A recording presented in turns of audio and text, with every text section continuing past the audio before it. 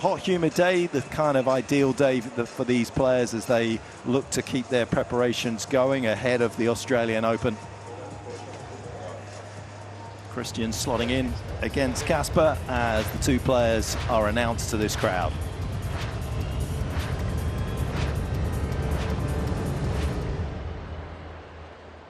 Kenrose Hall Arena, can you please welcome to the court, representing Norway, Casper Ruud.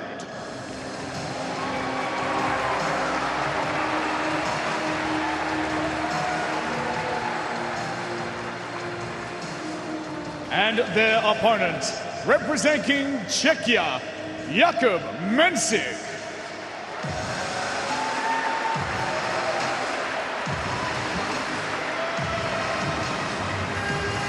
Mensik, just 20 years of age, currently ranked 18 in the world, got himself up into the world's top 20, and it's been a beautiful build really for this player since 2022. He was ranked just inside the world's top 1600. He finished the next year just inside the world's top 523. Saw him cut his ranking from 415 to just outside the world's top 150. Then the next year he goes from 150 to inside the world's top 50.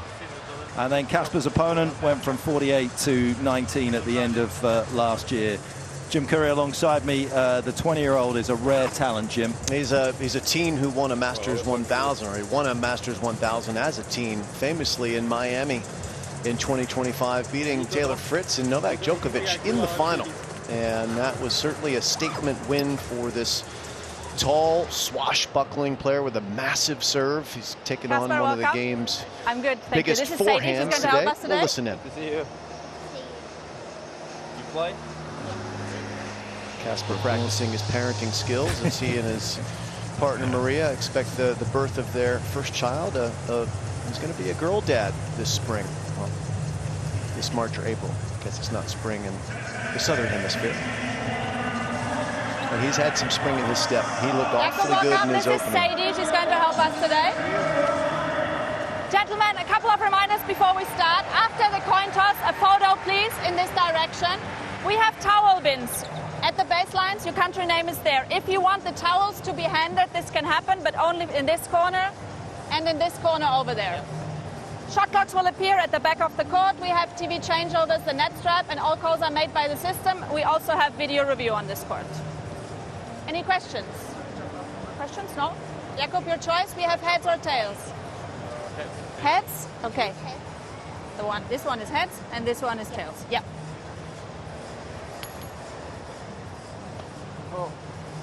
It is tails. I serve. Sir? Yeah. Oh, yeah. You stay. And Sadie, yep. And the photo? Yep. You go back here and turn around. Perfect.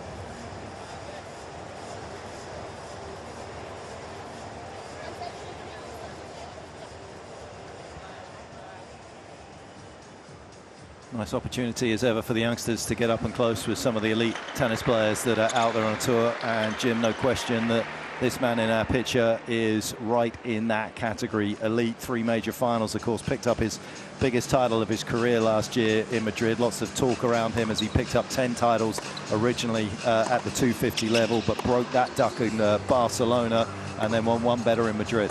Yep, and also had a nice win in Stockholm towards the end of the year last year, so finished on an up note. As we see, Mensik just turned 20 in September. He is tall, he is powerful, his backhand is also a fantastic shot, and he has come on quickly. And from Prostiev, a nice little hub in Czechia where a lot of players train. They have a beautiful facility there with lots of different surfaces, indoors, outdoors, and he's going to be a force in this sport. We'll see if this season he can keep that ranking moving north, because he does have a target on his back now. He's not just the hunter. He'll be hunting players above him, but he's also hunted now as well. Yeah, 1,000 points is almost 50% of his points that he has in terms of his ranking, so that's going to be a big week. Roberto Carretero won Hamburg in '96, Chris Woodruff Montreal in '97, Albert Portas Hamburg in 2001. They were the 3 other players that won their maiden title at the 1,000 level, as Mensik did in Miami.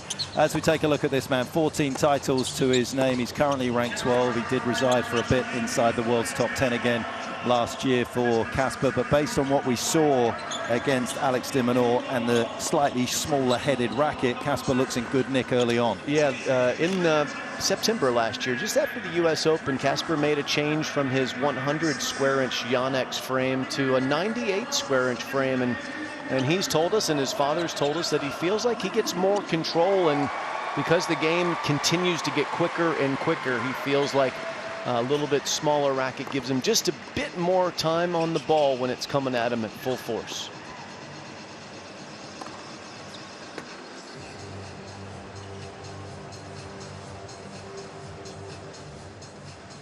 Delighted to say that Jiří, the Czechia captain, is with us. Can I take you back to just moments ago and your charge, Barbora getting through? You must have been delighted. It's been so tricky for you guys since you hooked up together in May of last year.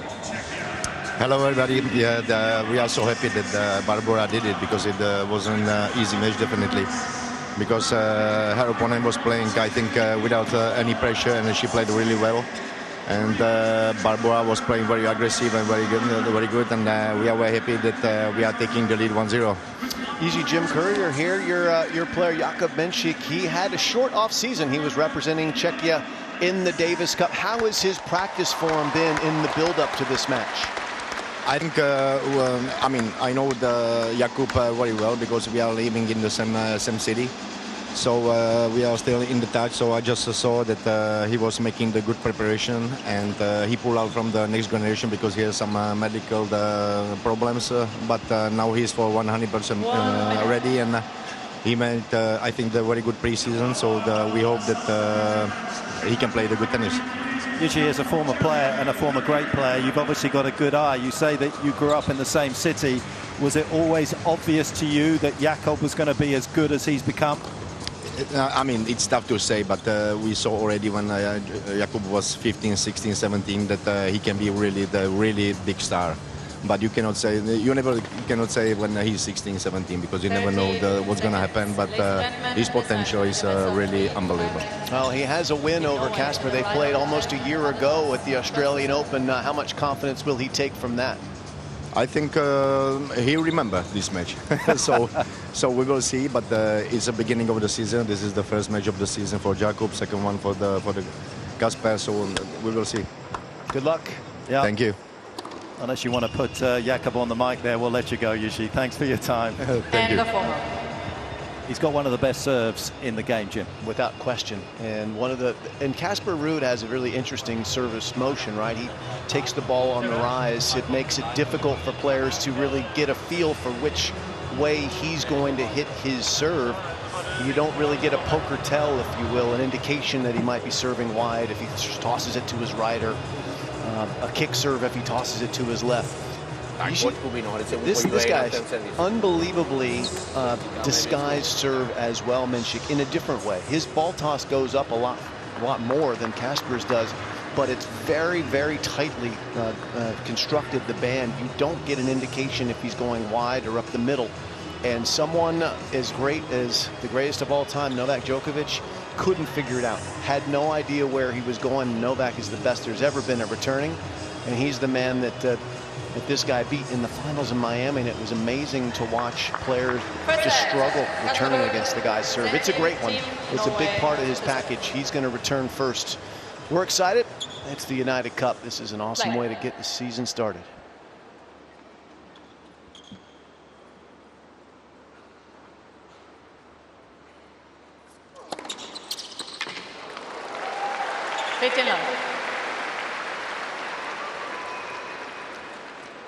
So look at that jack-in-the-box ball toss service motion from Casper. He catches it on the rise.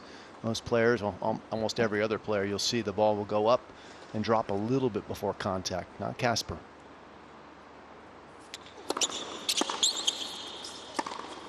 Out.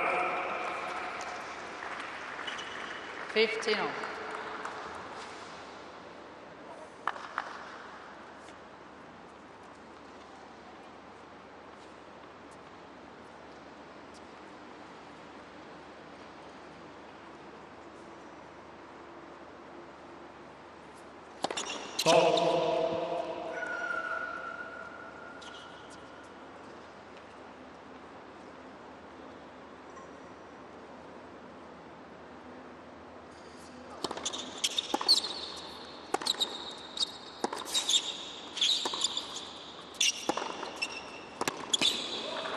notice Mensik has remodeled his forehand in the off-season. He actually spent it in Tenerife with usually Hologic over there. That's the first time he's really had a proper off-season, because the year prior to that he was playing next gen. He shortened the swing a bit, apparently. He's taking the ball a little bit higher to try and get the ball out in front of him more than he was hitting throughout the course of 2025. And it has definitely been his Achilles heel at times.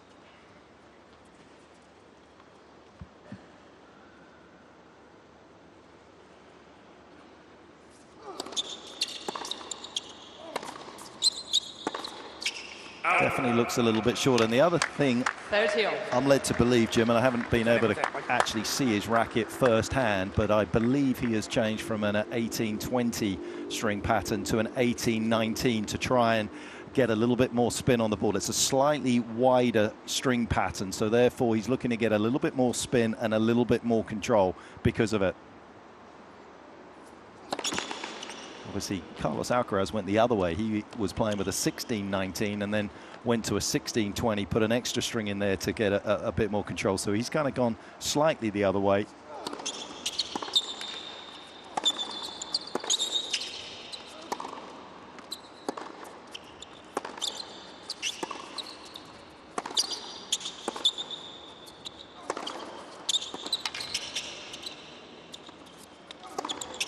Some good hustle, and just to put a final pin in that, it may just be because he's taken a leap out of his idol's book, because Novak Djokovic is the man that really inspired Mensik to play, and that's exactly the same string pattern that Novak has.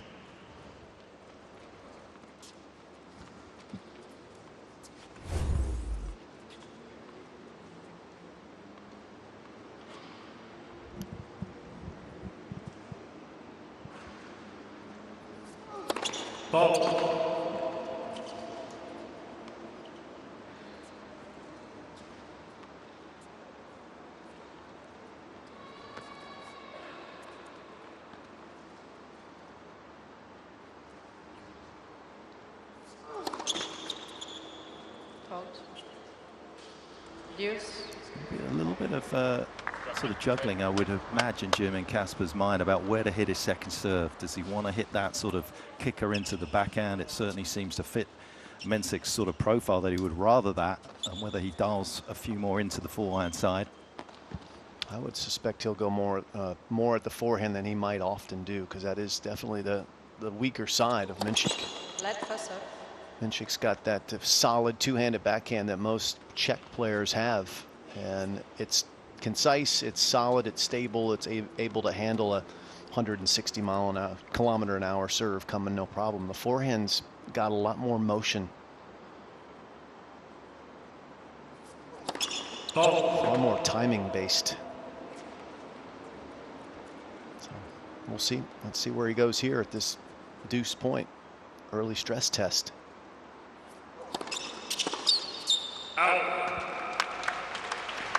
Advantage, Team Norway. Well, you've unpacked a lot that we'll chew on here with the change in the string pattern for Mensik, the slight adjustment to his forehand. There's a lot to get to it, and we've got a third member of our team, Wally Masur, who's going to weigh in after this point and give us some knowledge as well.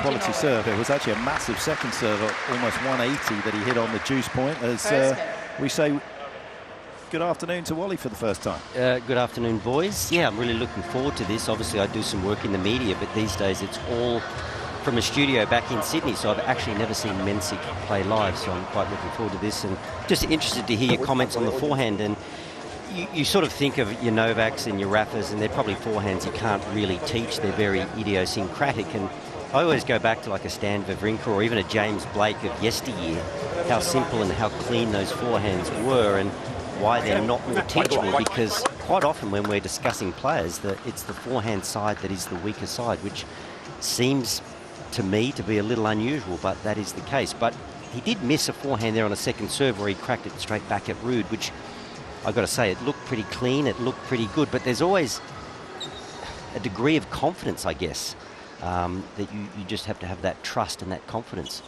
to keep hitting it, Jakub even when you do Mensik, make a few errors, as Team opposed to Czechia, sort of to withdrawing into yourself and trying to play safe. We'll see how it plays out for him.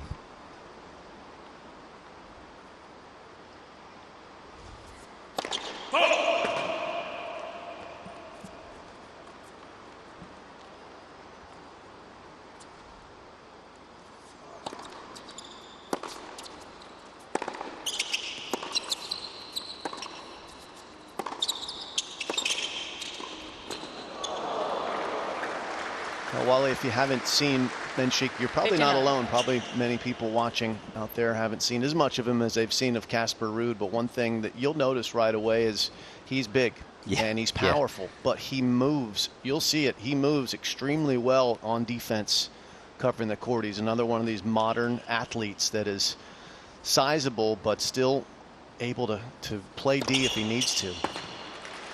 Yeah, you're absolutely right. I was going to say that. He's a pretty good-looking athlete, and it's obviously, given his young age, he's a bit of a man-child. There's no question about that. But see a lot of that from Eastern Europe, don't you? Big, strong players.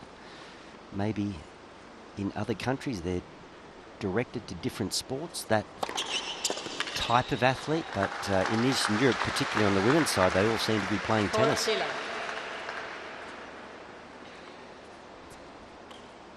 Oh, he's got already developed one of the best first serves in men's tennis. Super accurate with it. It's not as consistent as far as how many he makes. He makes a fairly low percentage, actually. But when he makes it, it's virtually been unreturnable for the best players because he goes for the lines. He's like a Sampras type mentality. Oh. 40-15. Interesting to see as he develops and goes through the early stages of his career, if he starts to take on a little bit more of the Sasha Zverev mentality of maybe trying to make a higher percentage of first serves and hit it just a few more centimeters away from the lines. Take a little risk out of it. He's got so much power. He probably would hold serve more often if he did so. Because his second serve, he doesn't defend it as well as others, and that's largely because his forehand is vulnerable once it gets into rallies.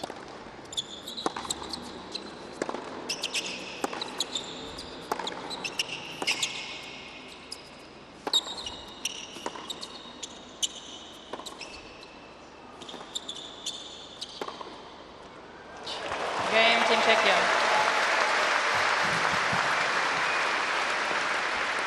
Yeah, the run through in Miami before he took on Novak. He played players like Batista, Agut, Draper, Safulin. He was hitting virtually one ace every 4 first serves. I mean, it's an outrageous number. He averages around 13. And a good example of just how beautifully fluid that backhand is.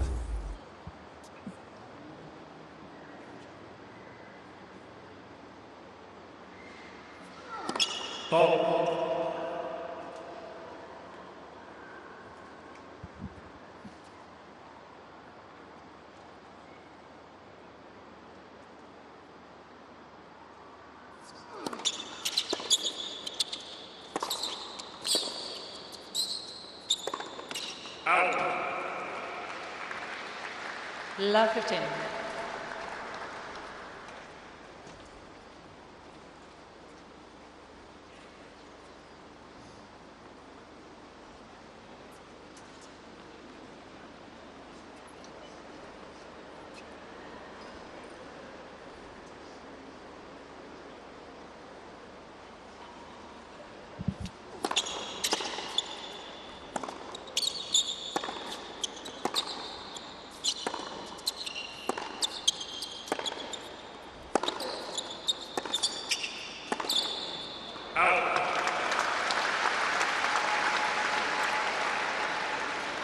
Love 13.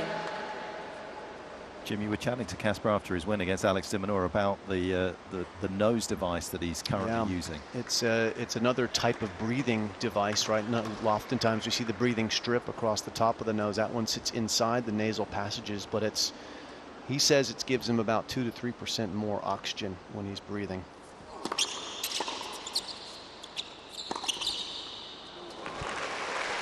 I told him I honestly thought it was a nose ring, which was really out of character for his personality type, but he assured me that it's scientific. Your thoughts? Whatever gives you the extra edge, because he is the 1%er. He's, you know, a lot of people love to talk about the 1-2%, but they're a long way behind needing that 1 or 2%. They need to bridge that gap, but he is in that range. Oh, that is so good. 15-14. And if that shot, which was at times in 2025 a little bit of a liability, is as lethal as this, watch out. That was pure timing, wasn't it? A really abbreviated takeaway. Just met it on the rise cleanly.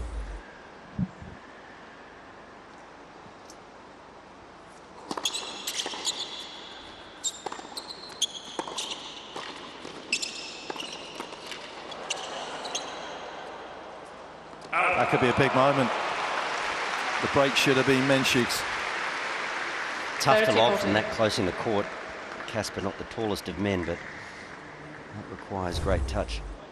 Yeah, this volley, Casper not too good on the first one. That volley that he guessed correctly on was off of the frame, and it was enough to elicit an error and keep him alive. 30-40.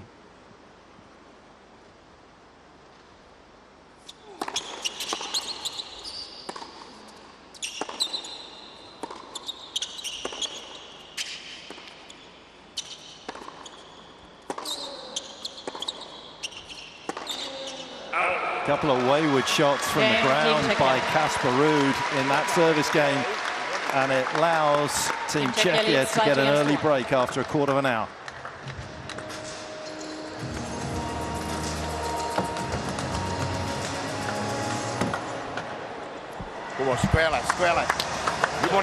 Jim, early signs, that one's looking good. It's better.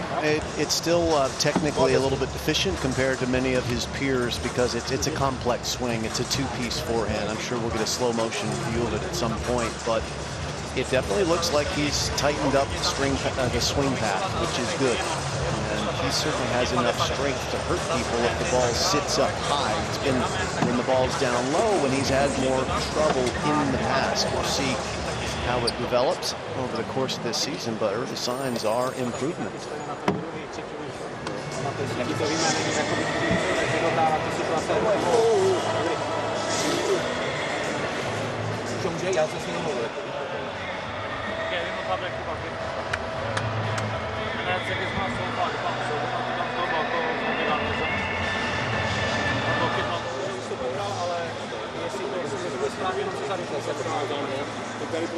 Some success in Australia already in his young career in the juniors back in 2022. Did Jakub Mensik. He actually ended up losing in the junior boys final to Bruno Kuzuhara in an absolute war. 4 hours almost. Ended up cramping on the court, having to be taken off. The one and only, and his idol Novak Djokovic was watching that particular match, ended up calling up Mensik and asking him if he wanted to go over to Belgrade to go practice in February of that year. So even though the loss was a brutal one to take, it had a silver lining in terms of being able to go over to Belgrade and get some valuable practice and advice from Novak at a very pivotal time in his career.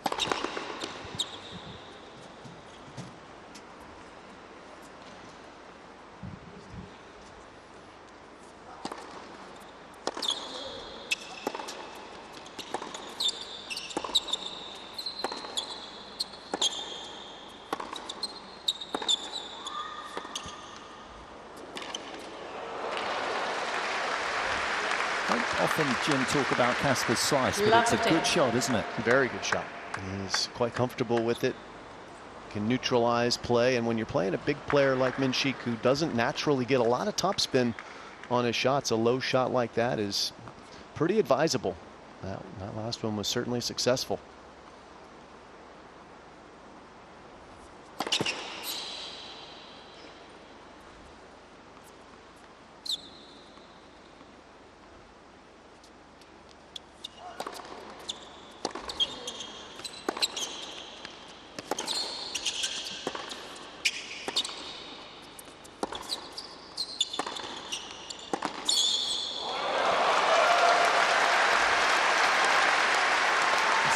scintillating sound. 15. Put in a lot of hard yards over in Tenerife. Not just the remodeling of the forehand and a little change in the racket, but he has talked openly about the physical training that he's put in to try and sort of get in amongst it with his peers. Still growing, of course, at 20 years of age. 30-15. Spent a lot of time over there swimming and looking to try and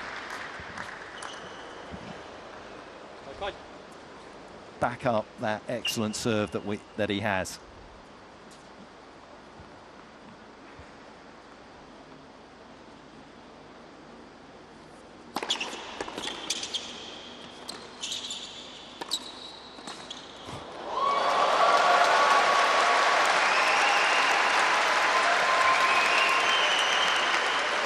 Casper trying to ask the question with a delicately flighted forehand pass, trying to go for the 1-2.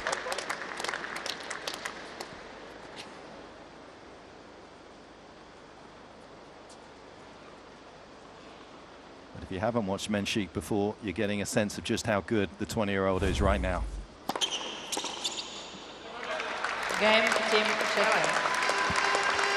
And a high frequency of serves in that game, Jim, which hasn't necessarily been his forte, as you can see. No, he was among the lower tier as far as making first serves last season in the top 50. But once he made it, he was upper echelon. And you can see why. I mean, he hits it close to the line with mega pace. And then if you put anything up in the strike zone after that, he can do damage. Off to a great start so far.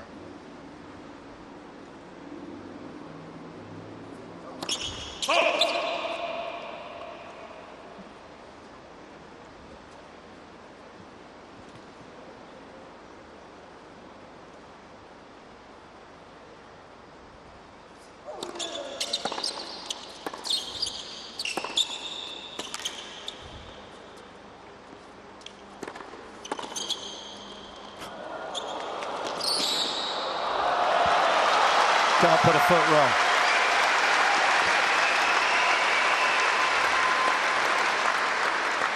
Love 15.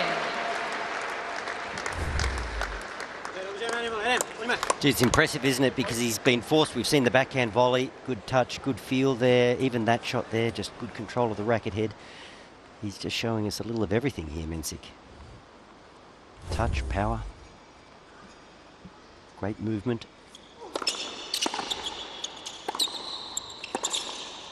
Yeah. You know what strikes me, boys, just sitting here courtside is, it's a bit like Novak. You know, you could put a bowl of fruit on his head when he moves, it wouldn't tip over. You know, he wouldn't lose a banana. It's perfect. His head is like an absolute rock, particularly on this backhand wing.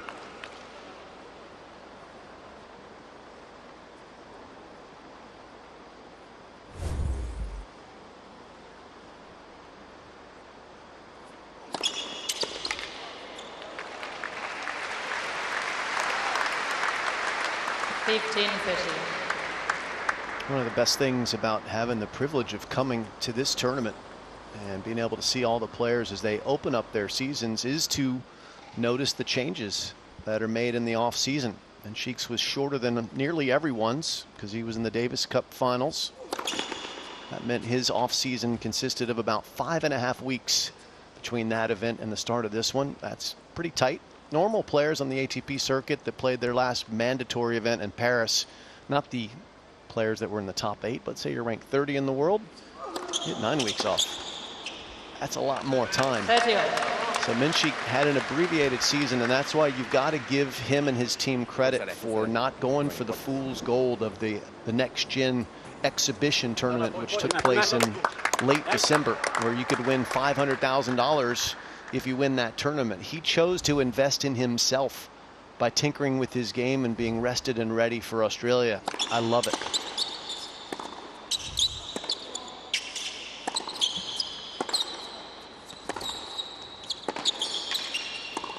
But I'll tell you one thing.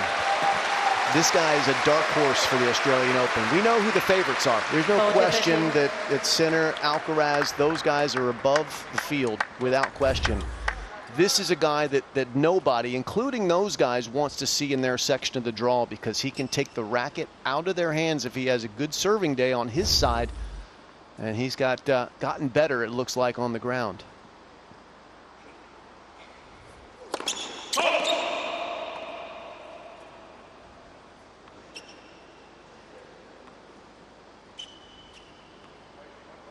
Just 20 years old.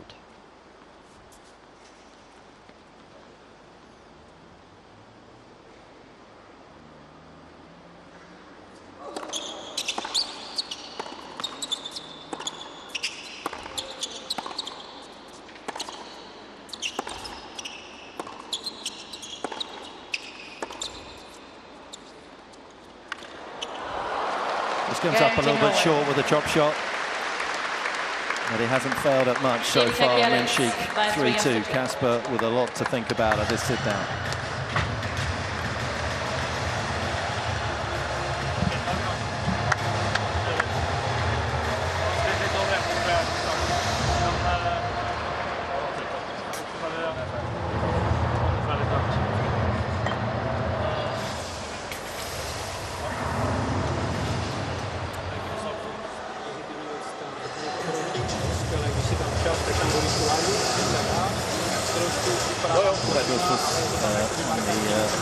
Picture there is his personal coach. He actually wasn't in Miami in that fantastic run. He was back home with his wife as they were expecting their first child, and so wasn't there to celebrate with him. But he has been a big part of this man's success in recent years.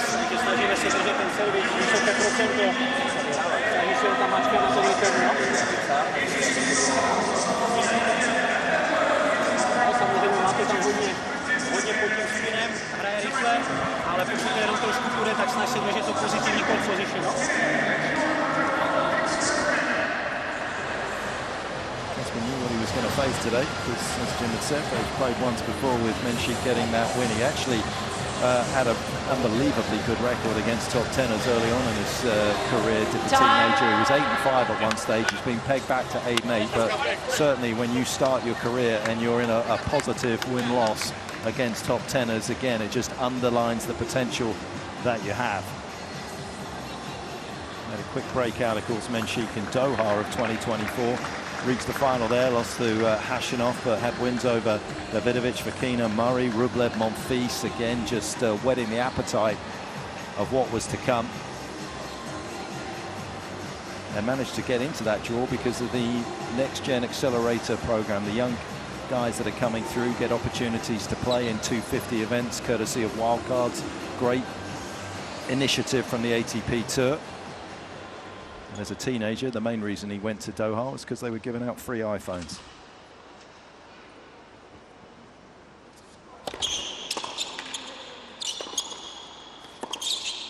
Out. 15 love.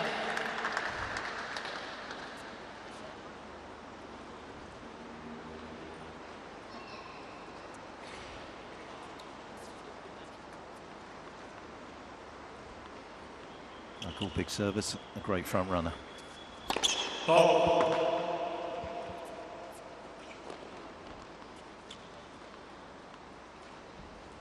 Change of return position for Ruud up close.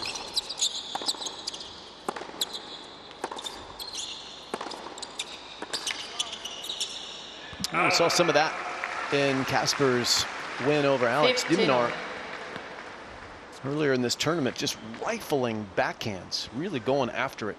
Casper has been known as one of the guys on tour with the most topspin on his backhand, so able to access short angles, but not really known to be a damaging shot. But he's going bigger with it here early in 2026.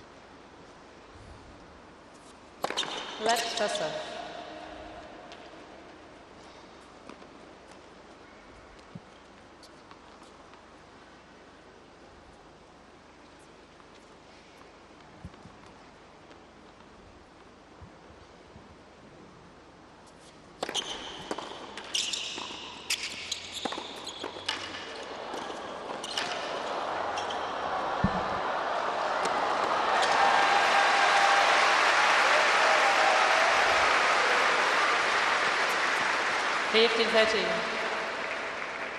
Showing some good calmness under pressure here, Casper Ruud.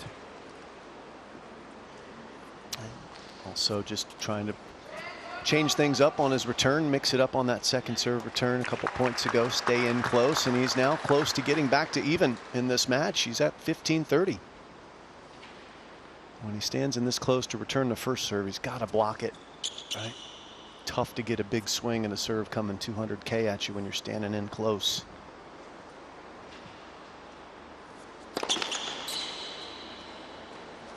He's going to go back on this one. He wants plenty of time to see what's coming his way.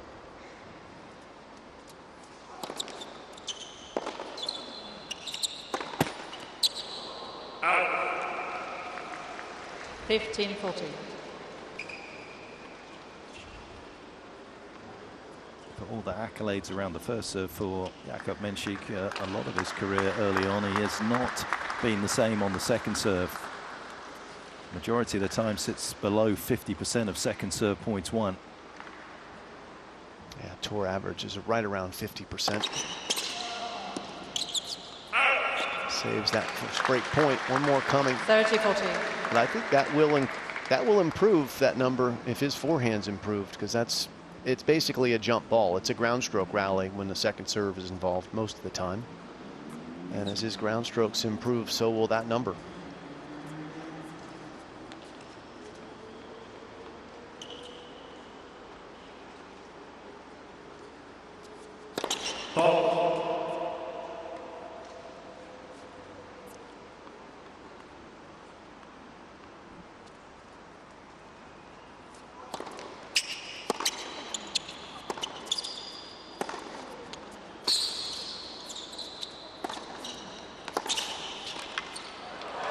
Beautiful. Game, Team Norway.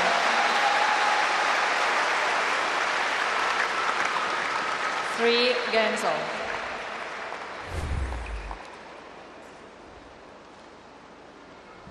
Great feel on the last volley, plenty of court to hit it into, and you kind of get the feeling, as Jim, you suggested, he's up tight to block that first serve and then moving back. I mean, just visually there, almost upsetting the rhythm of Mensik.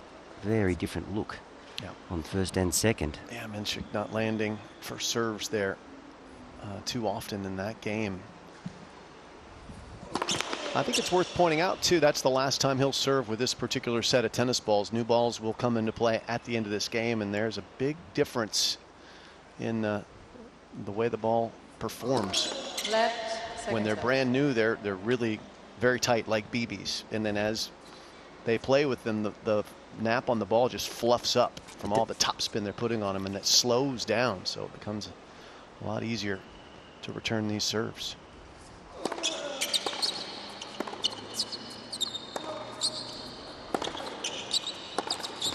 And that change can happen very quickly. It could be one or two rallies can make a massive difference.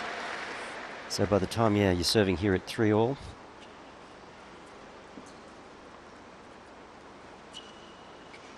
it's almost a different game.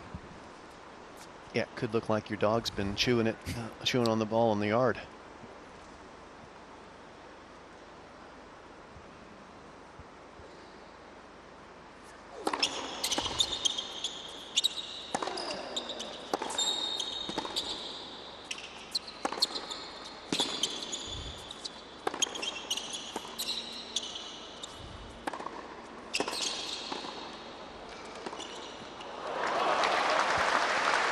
I sat in this very spot when Ruud played Demon, and Demon had spoken in the off-season about how he needed to up the pace and play faster if that's possible.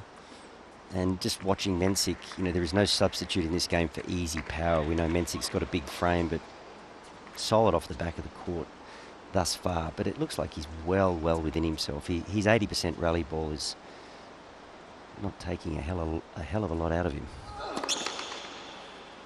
Demon on the forehand the other night, he's striving for power, his head's lifting off the ball, body's shifting on impact, throwing everything at it. Mensik's, he's like a rock when he makes contact.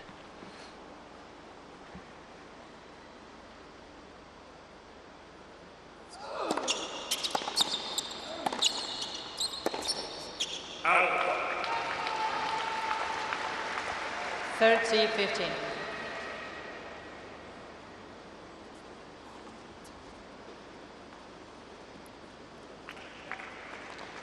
just edged Mensik in terms of speed on second serve, has Ruud. And again, that's something I think it's not all about speed. We do get seduced by pace, but I do think that Mensik has definitely got another 5 to 10 kilometers.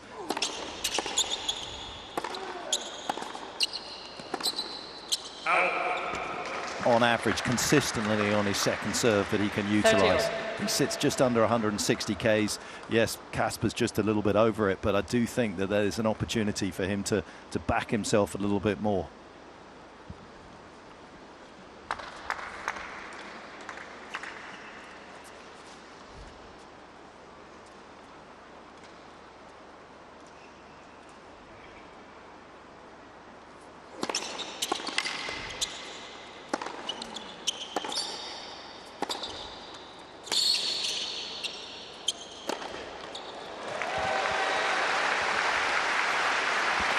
Fleet of foot.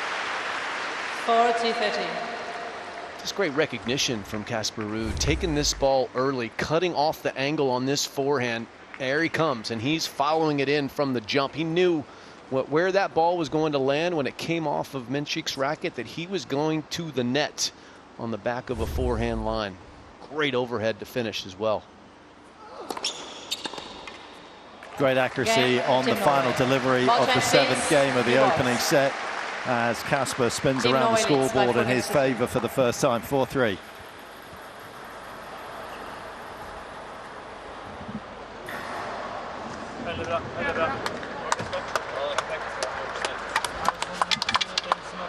How do you counter a big serve? Well, you give him something to think about, and certainly something different to look at, and that's what Casper has been able to do, just to throw something into the mix here, just to disrupt the rhythm of Jakub's serve. And let's just take a look at where he's been wandering over the park here. This is the second serve return hit points for Casper, and as Jim has been saying, he's been going up. And you'll see that a little bit more with players in general on the ad side. Their deuce side seems to be a little bit more static and a little bit more predictable, but the ad's a bit different. Well, when you're playing a right-handed serve, their ability to kick you out into your backhand corner at the top of our screen here, it's far more difficult for Ruud to play aggressively with his backhand than his forehand in the deuce court.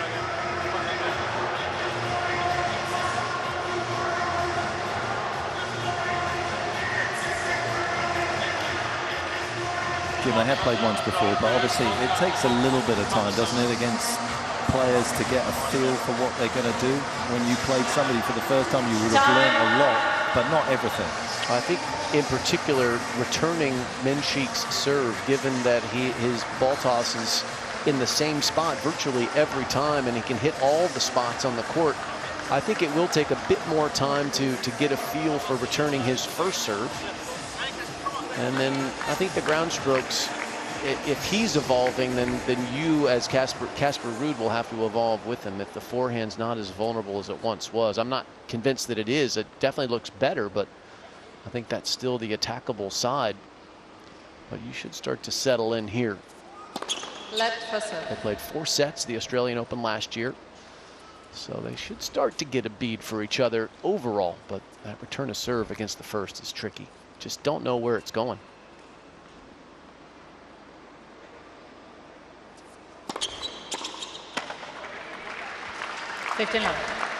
And we've noted that Casper has been moving his second serve return position around. Most of the time he's been very deep to return it. A couple of times he stood up tight to the baseline, but in the first serve, going deep is not really an option against Mensik. Because he's so tall and so powerful, he can hit the ball hard, flat, and short in the court and get especially wide. There is just no chance that Casper would be able to cover those if he goes deep. So he's, at this point, forced to stay in and try and chip.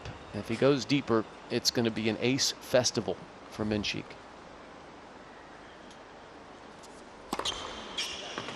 Can't even cover it there. 30-15. Imagine if you're 5 meters deep from the baseline. Wouldn't be in the same postal code.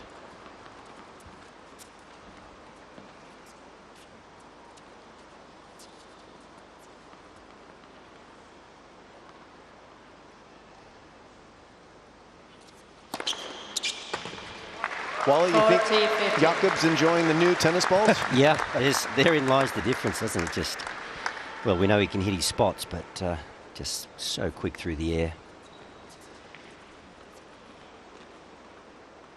I like his return position though on first, but he's not touching one at the minute.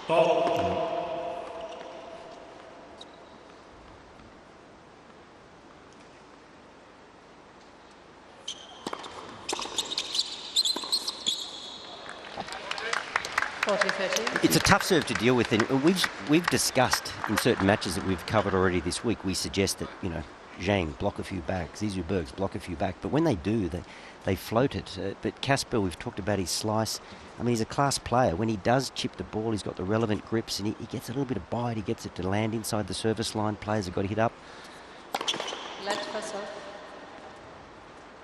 So it's one thing to say chip a return, block a return, but it's got to be executed. Casper does have that ability, just struggling at the moment with the new balls.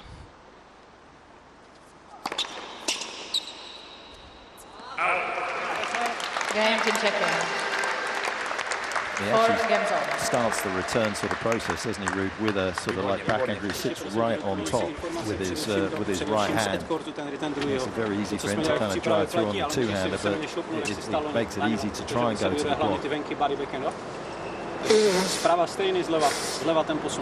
Yeah, the big thing, of course, is you've almost got to revert to an Eastern or a continental grip, and a lot of players that play with a Western or a semi-Western, they're just not that comfortable doing it.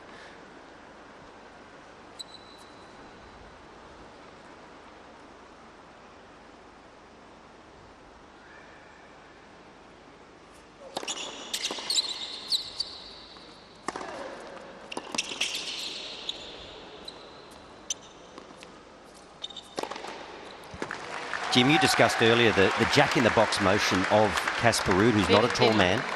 And I always feel you're right. You know, most players, the ball drops somewhat before they make contact. And as you get a little older and you're past playing and you're coaching, you tend to copy players, try things. That jack-in-the-box motion, for me, I find it very hard to be accurate. Power, yeah, you get it right. I think you get more power, but Casper's got a little of both. I guess it's just time and effort and hitting a million of them, but he's unbelievably accurate for that service style, in my opinion.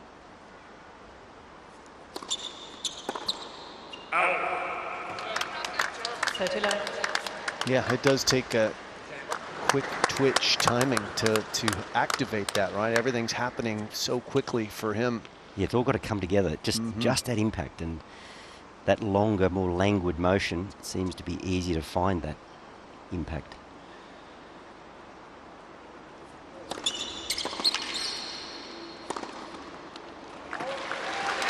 One of the benefits from it, and it won't help him here in this covered court with the canopy roof because there's no wind in this building, but when you play in windy conditions, which does happen often for these players, his ball toss is not impacted compared to so many others.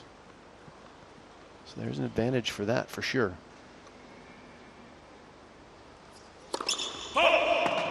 Another thing, you don't have to stare into the sun as long when you're trying to chase your ball toss, which is a factor for the players in a lot of the matches they play in.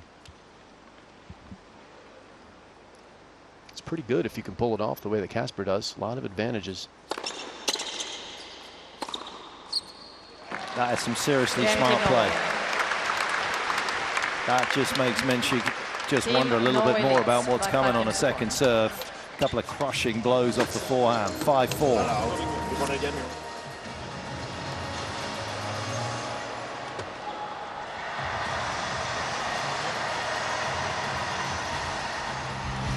Well, it's been a beautiful few days here. Wally, this is your neck of the woods. Yeah, Manly, just a short ferry ride from the city. It's a beautiful beach, fairly iconic, probably second.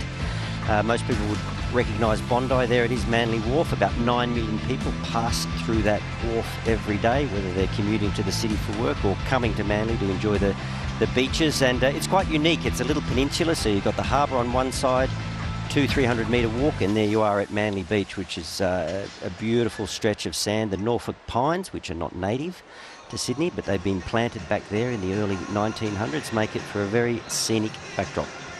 Yeah, I've been coming here for, what, 3 or 4 years now. Well, still haven't had the invite. Yeah, Petch, I'm thinking about it. Maybe next year.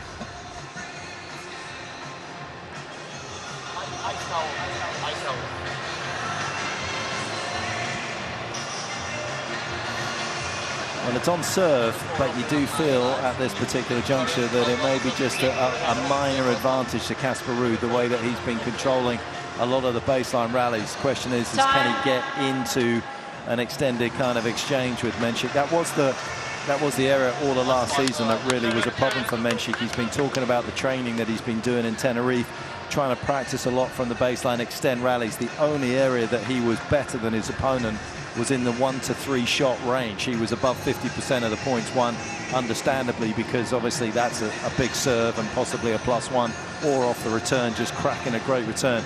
Anytime the rally got extended past 3 shots, he was in the deficit, close to down to 40% once he got into the sort of 6-7 shot range. So that has been an area of focus for him. And that is exactly what Ruud will try and achieve in this particular game.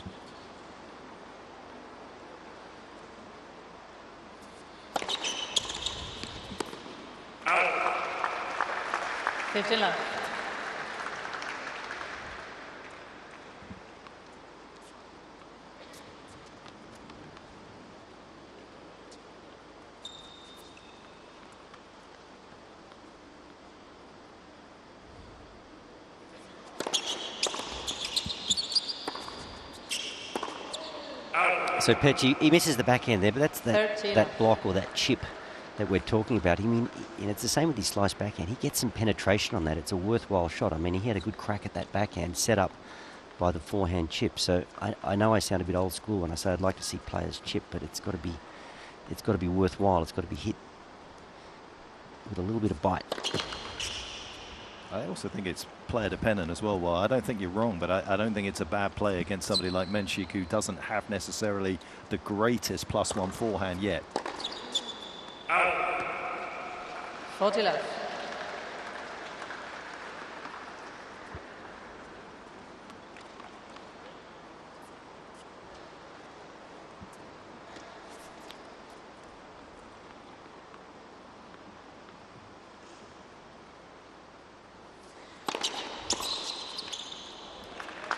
Game, team check. No stress, no struggle. 5 games all. Pulls up alongside Casper at 5 apiece. This is what Casper's been looking to do, get his forehand into play as quickly as he can. Mensik at 50%. Mensik also, just by setting up where he does as tight to the line, the center line on the ad side, isn't going to give himself as many opportunities to hit a forehand. He's not necessarily looking for it, is he? Because he loves his backhand.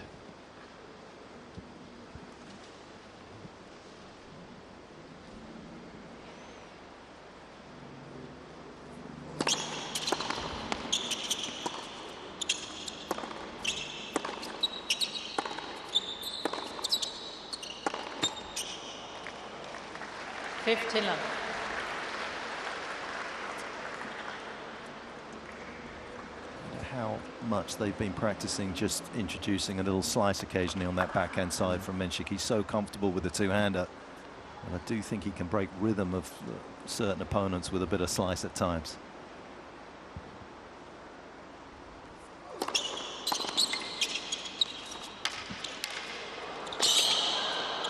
That's the first time Ruud did not get a forehand after his first serve all match, but he reacted with a plum there. Beautiful touch. Gets to 30 love. You were talking about where Mensik starts serving and what that does for him. Ruud is very tactically looking for forehands. We know that. He stands on the deuce court. You'll see how close to the center service line he stands. When he's in the ad court, he is much further away from the center to open up more space for forehands. So he's in tight on the deuce court because he wants to get over to his left quickly and get as many forehands as possible. But when he's in the ad court, he's much further away from that center line again, staying on that on his backhand corner, looking for forehands.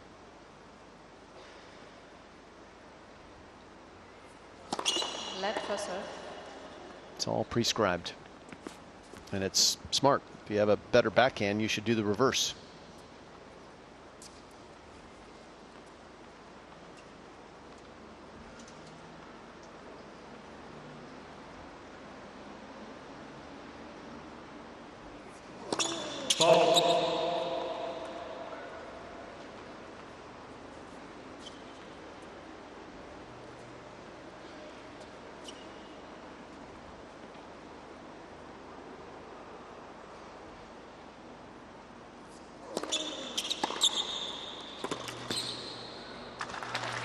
I was just thinking, the off return, I was 30-15. just contemplating. I sat courtside watching Leighton Hewitt a lot in Davis Cup matches, and he had a tremendous backhand, obviously, and he was very good at shaving across the ball and hitting that off return. Server, as you say, naturally falling to their left, looking for a forehand. So the off return, really damaging. Got that one right.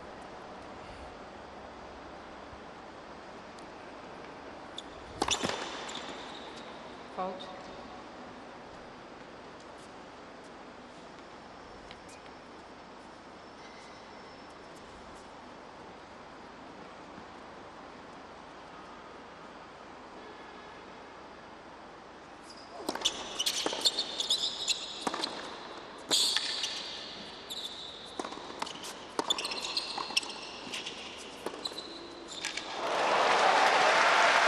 Somehow managed to win that particular arm wrestle. It's the benefit of taking the ball not in front on the backhand the way that you do on the forehand. He had time to see Casper Ruud covering the line. That ball almost behind Mensik, but he's got that left hand on the racket and he was able to steer it cross court. It wasn't a great passing shot. It was basically through the middle, but it was the eyesight. It was the awareness of his opponent that really won him that point.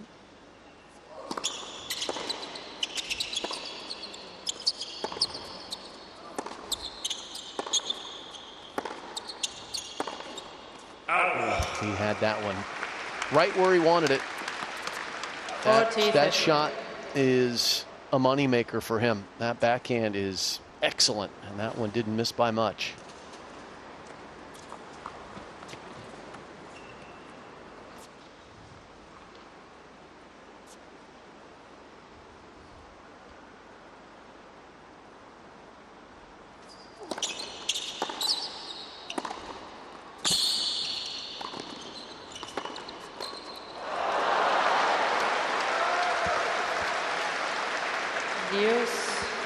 Wally, did that ball tip the tape on the way over? I don't think so, Jim. He kind of looked towards his dad, Christian. I don't think it did. Maybe it was more of a visual. He just didn't pick it up. Yeah, he certainly reacted like it hit the tape, or he thought it was going to. Yeah, I mean, I've got the hearing of a 62-year-old, but I don't think so.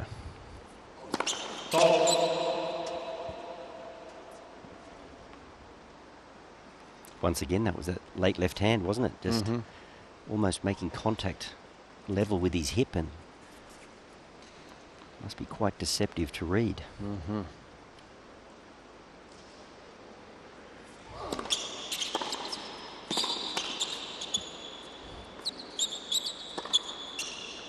Well, twice he's just gone hard and deep into the forehand corner, and it's paid dividends. One's off the backhand. Advantage, Team Czechia. So there's a little something for him to think about going forward. Prior to this game, it had been 100%, almost 100% effective for Casper, but by going straight into that forehand 2 times in this game, it's paid dividends.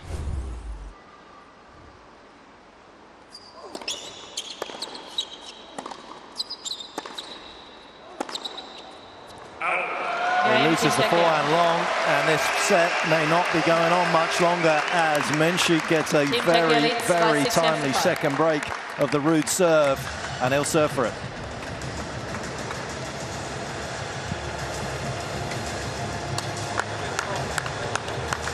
Okay, that was fascinating because those 2 first serves that Casper hit on the last couple of points, it looked like he tried to give him the liar toss on the juice side, as though he was going to kick it and hope that Mensik went to cover the middle, and he hit the same the pace on the outside, Jim.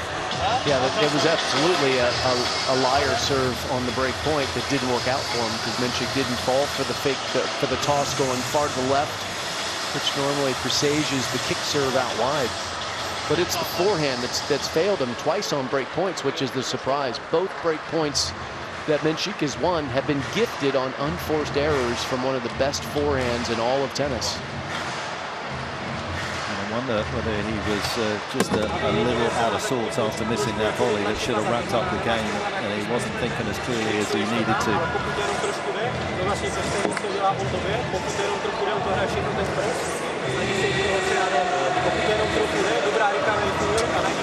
Day, but Mensik, who said he's been going for an hour and a half runs with kind of sprints interspersed in those hour and a halves, but that's what he's been doing, not around the track, but in Tenerife, up and down the mountains, up and down the volcanoes. He's been hiking, biking, swimming. And that has been the priority in the off-season. We talked a little bit about beforehand, but the physical fitness, and as Jim said, if the dark horse tag is going to be any sort of reality in Melbourne, he's going to need all that physical fitness against the very best players in the world. This is the first early test for him.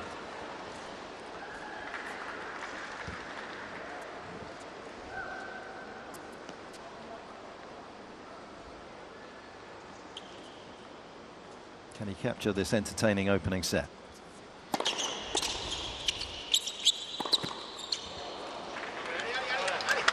Love 15.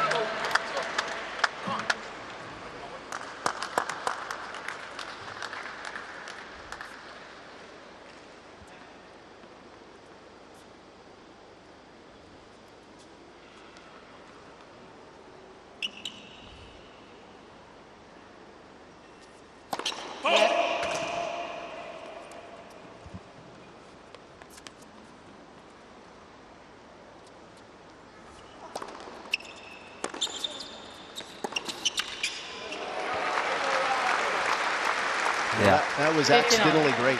Yeah, that was not clean. That jammed him, didn't it, Wally? Yeah.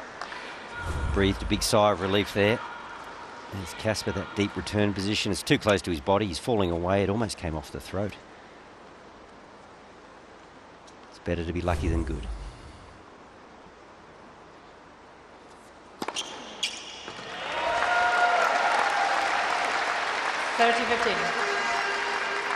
And that is good. I really like the beginning of his serve. It's very clean. He's got a strong continental grip, closed racket face. Racket virtually stays on one plane. Not much can go wrong. He's strong under the ball.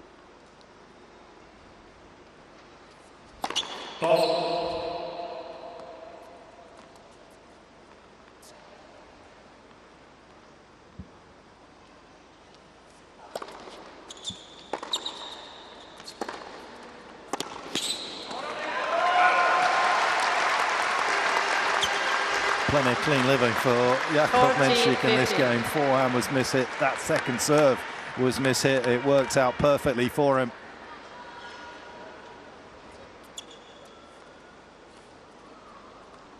And a couple of set points.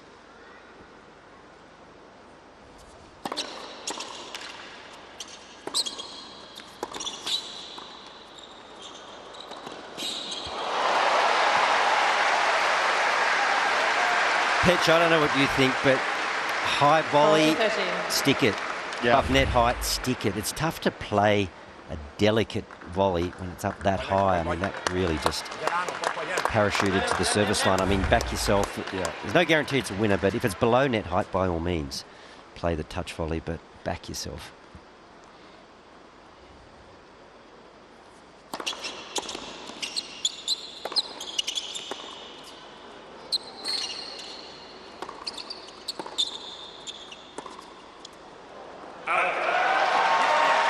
Frustrating end to the set for Ruud, having done so well to defuse the big first serve there.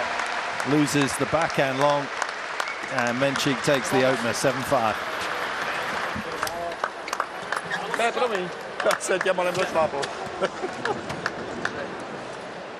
Now, in amongst the rubble of the last sort of 10 minutes for Casper Ruud, the good news is that there's no doubt that he can be a little tidier than that than he was in those last couple of games, which will keep him very much in contention, but there will be a little bit of frustration circling around the head of Ruud at the moment as we roll through some of the most important numbers, and that number, first serve points won, a little bit above his best for last season. Also making the tour average 63% first serves in play. That's pretty good for him. That's better than his norm.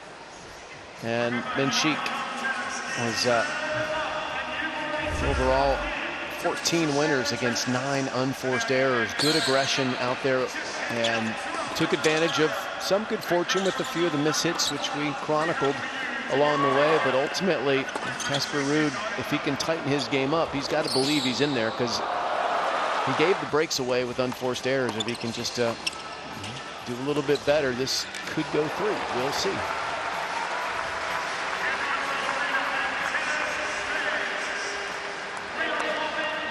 Does love a big stage and does love a big marquee name on the other side of the net.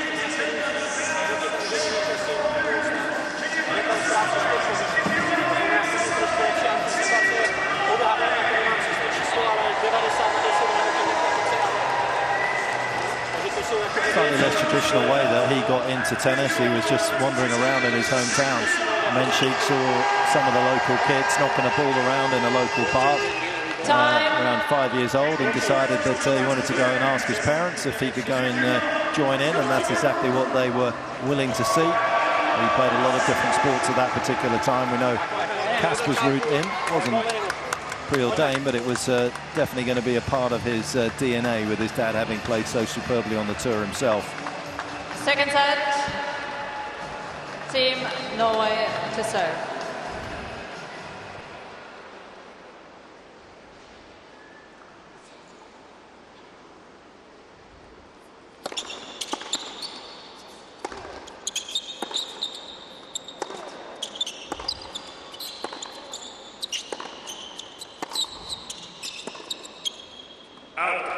It's funny, sets don't come down to much, do they? Men's tennis, couple of points here, couple of points there. And you go back to that volley where Casper was maybe deceived, thinking the ball was going to clip the tape, didn't quite see it early. But even that last shot on the set point, it was kind of strange because he was up in the court. He had a ball that wasn't necessarily dropping. It was coming to him fairly laterally, and he went for the big loopy change of pace. He didn't have a dropping ball to work with. He wasn't deep in the court. Probably for the first time in the 3 sets I've covered, I'd have to say that was just the wrong shot at the wrong time.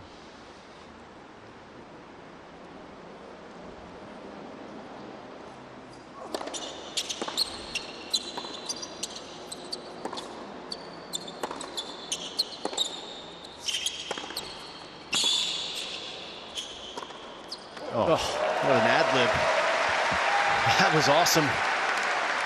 But Wally, going back to your point about the bad shot selection from Casper Ruud, it's pretty out of character for him to do that on a hard court. You might see him do it more often on clay, but I think what it tells us is that he's uncertain that he's the better player in these baseline exchanges. Yeah. He might be, but he's not sure of it. Yeah, it's not the comfort that we saw the other night, is it? No.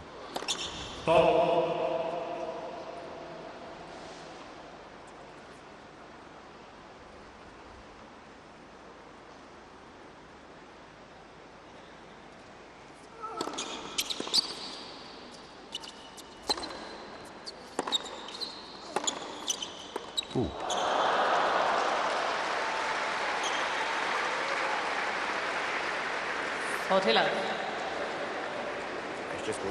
An attempt at a front-facing tweener here. This ball had a lot of velocity on it. Mensik felt like he couldn't get out of the way, so he went for the Hollywood shot, and even CGI would have a hard time fixing that one.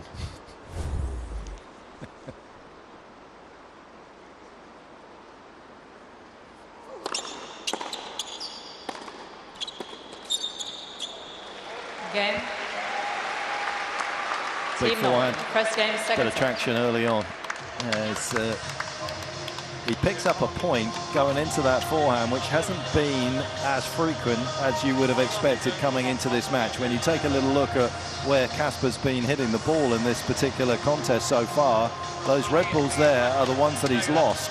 You would have tended to see in the past that they would have been turning yellow going into the Mensik forehand, would have produced a lot more winners for him, but it has actually been his inside-out forehand and the shots into the backhand that have ultimately captured more points than not. So good early signs in 2026 for the 20-year-old that the forehand remodeling job that he did is working out.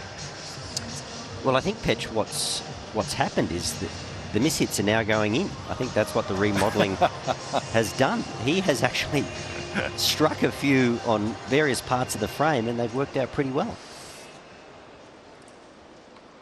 Yeah, that was the pre-match. It was always going to be nip and tuck between these two. It's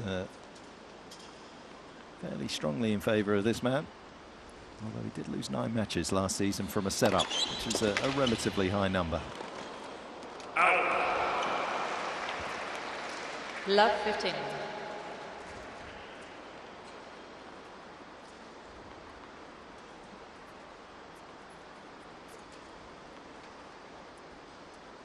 So we're again back at that stage of the lifespan of these tennis balls where they're at their slowest, right? They're worn down, worn out, and that won't show itself on the radar gun because they take that speed at contact, but as the ball travels through the air, it's gonna slow down more.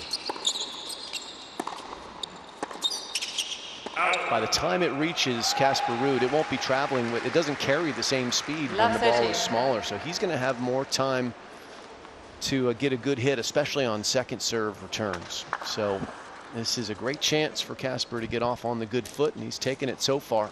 Up 30.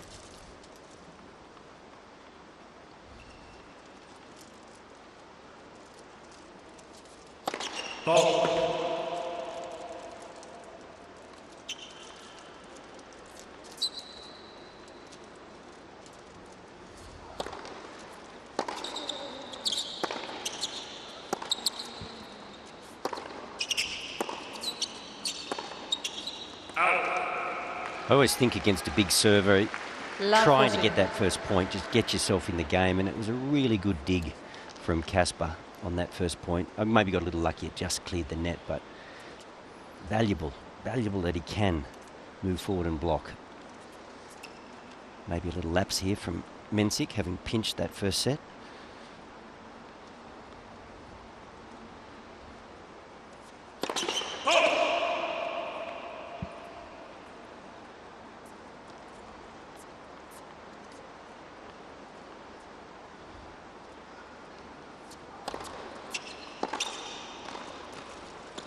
Good play. If somebody's back behind the Sydney sign, that's something you have to explore at some point.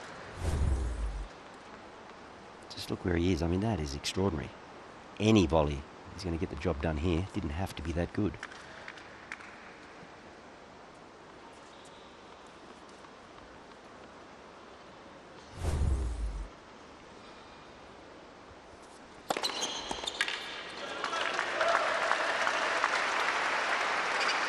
A more traditional way to save a break point for Mensik.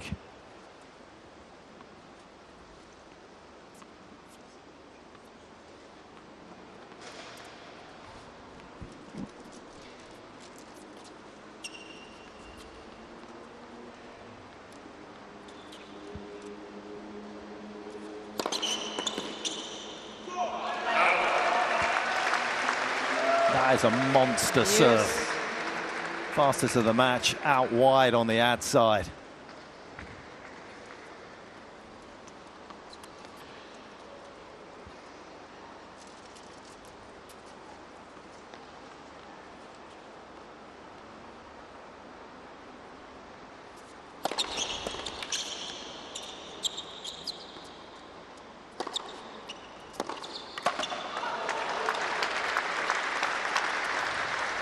Advantage, Team Czechia.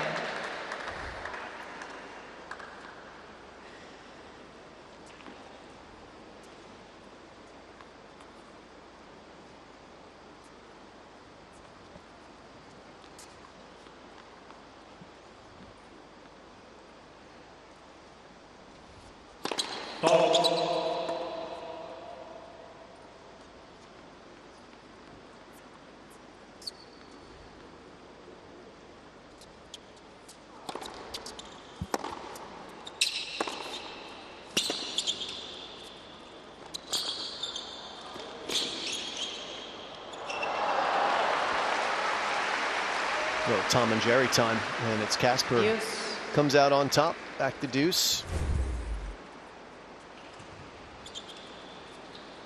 Keeps this one in front of his opponent here, and it was just awkward enough that he couldn't hit it out of the air, had to retreat. But it's been a good retreat from love 40 for the Czechian here.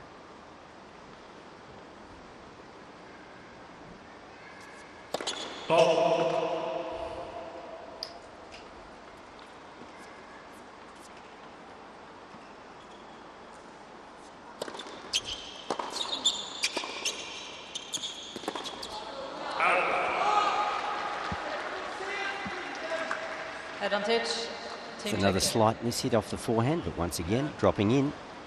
Casper doesn't often express himself negatively like this, but I think that's just his frustration from the framed shots from his opponent on big moments.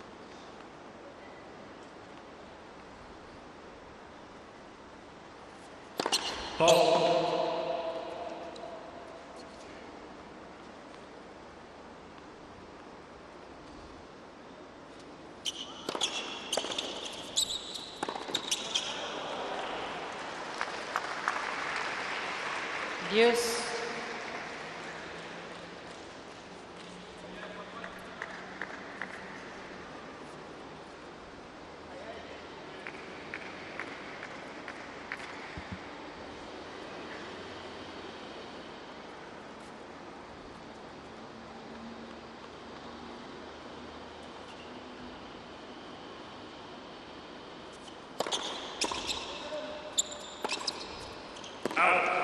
There it is, that chip with a bit of venom. Advantage. Great return, Team great Norway. depth. Giving himself another chance here. We did see that 217 out wide. That's almost got to be the biggest serve of the event, surely. He went with a 187 second serve a moment ago, so he's just upping the ante, Mensik.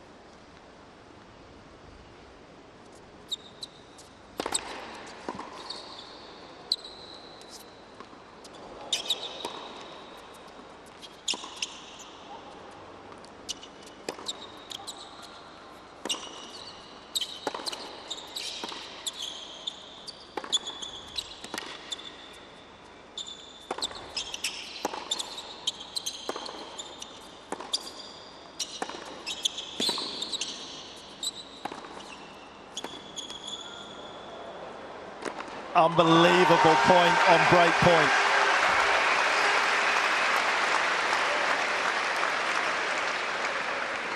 And Casper couldn't quite capitalise on what was a simply awesome return of serve. And just maybe got a little too conservative in the rally. Yeah, at some point you got to invest, don't you, to try to get back on top. He was behind neutral the whole time. And that's how it ended up. Mensik on top of the net with an easy smash. Held his nerve well, though, once again, Mensik. He's got a time violation, but he got a little shoe issue. I mean, is that unreasonable? My understanding is you should be able to tie your shoes without having a time violation unless you're intentionally untying it to buy time. You know, like remember Wally when you would play Connors in a major and he would be tired and he'd bounce the ball off of his shoe to buy more time? Oh, yeah. Yeah. I don't think Jakub's quite that clever.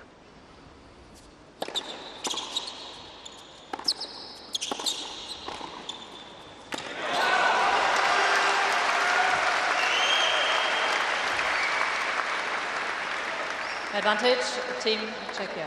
Well, the big fella, I got to admit, he was breathing a little heavy after that rally. So maybe the shoe was a little tactical, but that is a sweet volley. Crisp.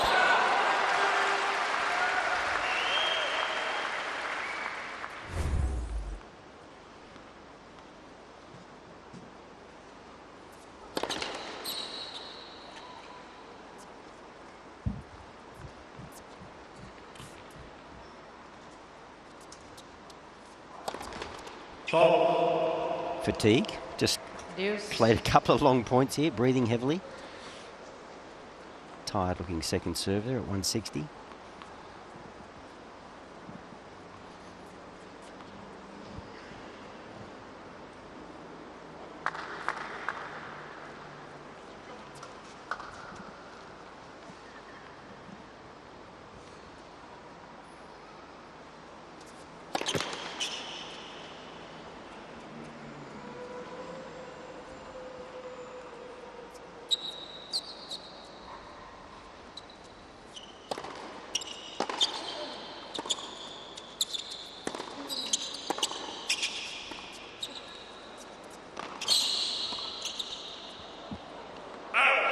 Oh, that's unlucky.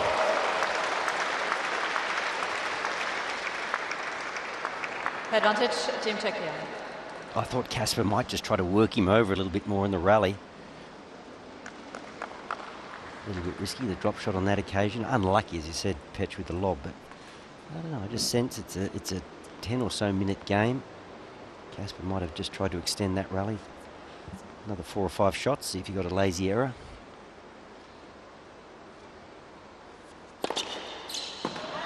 Game, Team Czechia. 1 game off. The final diagonal dart from Mensik's racket. And I think he's probably going back to the umpire. Was he about the code or was that something else? I'm not entirely sure, actually. Oh, he was asking about the balls. Yeah, 2 more games to go. And with this set of 6 tennis balls,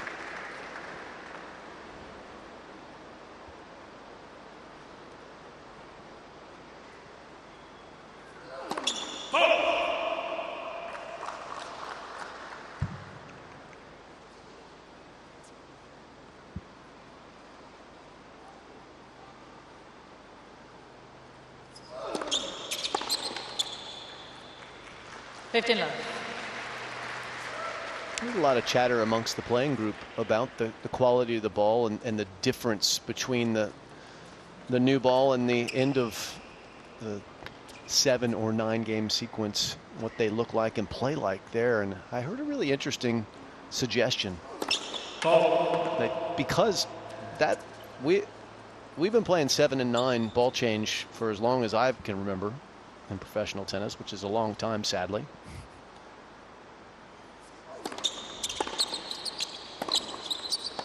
And the amount of spin that the players put on the balls with the strings of the modern game is just simply different. It's more extreme, and the balls are being asked to work harder, ultimately. Someone suggested we should be playing 5 and 7 game changes because of that. And I think that's actually a reasonable thing for the powers that be to consider. Be less discrepancy, Wally, between what the new balls play like and the end of their life cycle.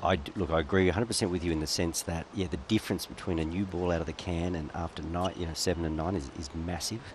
But would it become a serve-a-thon potentially, cracking open new balls that frequently? Certain matches might.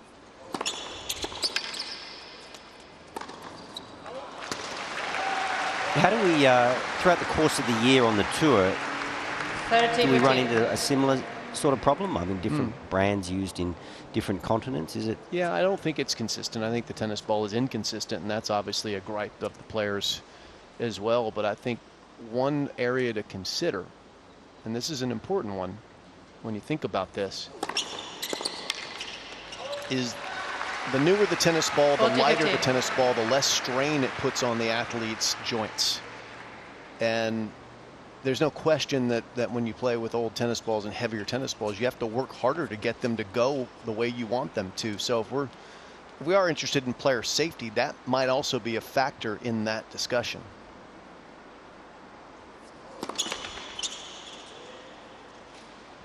Yeah, we see that a bit at Wimbledon, don't we? After a grass court season, players are playing with sleeves on their elbow. And look, the reason it's 7 balls at the first ball change is because they consider the warm-up of 4 minutes to be the equivalent of a couple of games. That's sensible.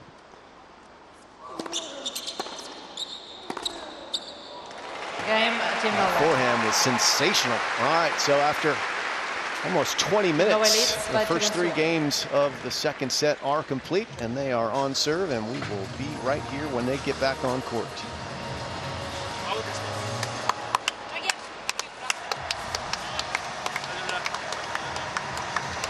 Yeah, I mean, I think your suggestion is definitely sensible. There's also, you could look at it from a time perspective. You could get as close to a time period as possible. Obviously, that's not going to be as perfect as yours. 5 to 7 is going to be finishing at that clip. Or you could throw another can of balls in there. You could put another four balls in there and keep to 7 and 9, and then obviously they're not going to get worn out quite as much. But I agree with you. I think that player safety in terms of the different ball, and there has been a little bit of a trend on the men's side as well to get lighter rackets. You look at Yannick, you look at Carlos. I know he added 5 grams on the throat last year, but you know, a lot of players are looking at that, so therefore the rackets potentially getting lighter with a heavier ball is going to cause higher stress on your elbow and your arm.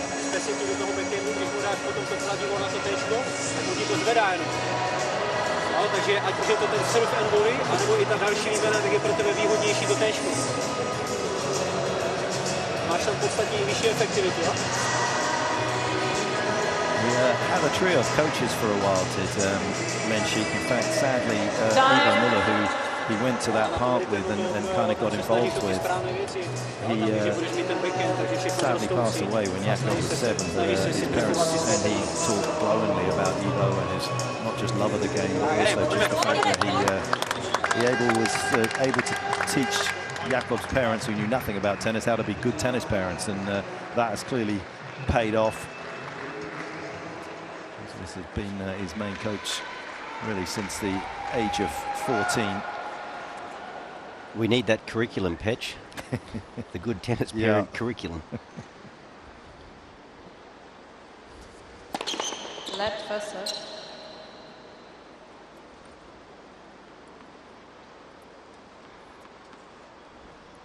Casper Ruud could certainly write a chapter.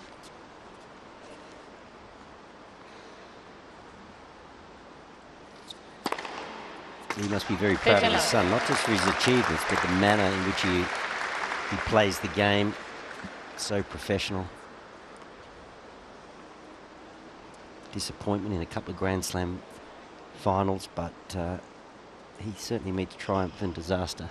He treats him just the same. He's great for the game, Casper.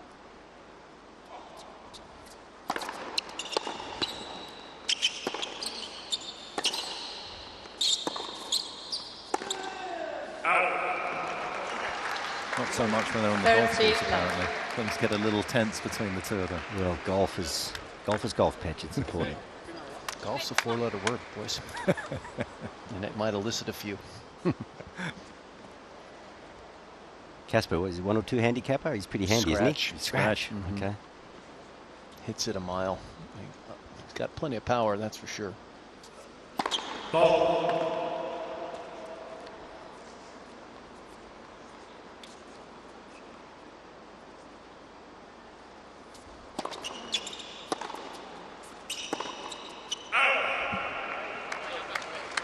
But he's finding his power out here in the ground strokes to be not quite sufficient enough to get past the big check-in often enough, and it's forcing him to hit closer to the lines.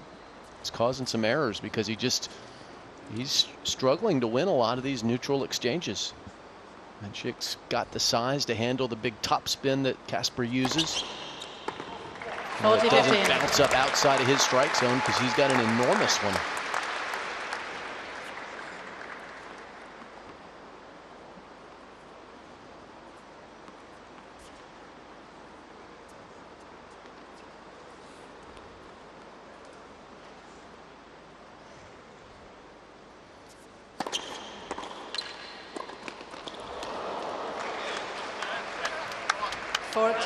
One shot that I do think is worth exploring when you play Mensik with his forehand, which is a two-piece swing, even with the slight adjustment making it more compact this season than last. He's still vulnerable to a low slice shot into his forehand. It's tough for him to generate enough topspin on that shot to be effective. Game, Team Czechia. Ball change, please. As Wally's been saying, the block works well against certain players, and it would certainly just feed into what you've been saying, Jim, as you look at the topspin rate. I mean, just one of the biggest differentials you will ever get on the ATP Tour between these two. Casper gets more topspin on his backhand than Mensik gets on his forehand.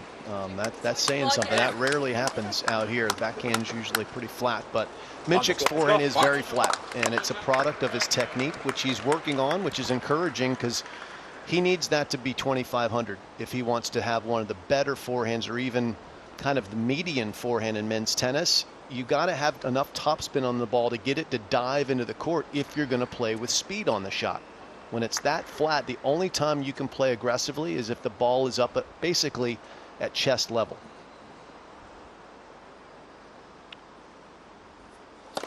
You hit that short little Wally Masur down the line slice low into that forehand. Mensik is handicapped. All he can do is really hit something high and slow.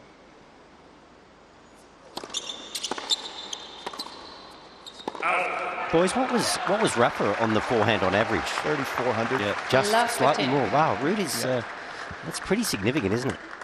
Yep. What's Demon on the forehand, by the way? Do we know? He's in the 20s, as what, 2000s as well. I'll tell you. You should do your homework, Wally. Well, that's why I got you guys. Fonts of knowledge.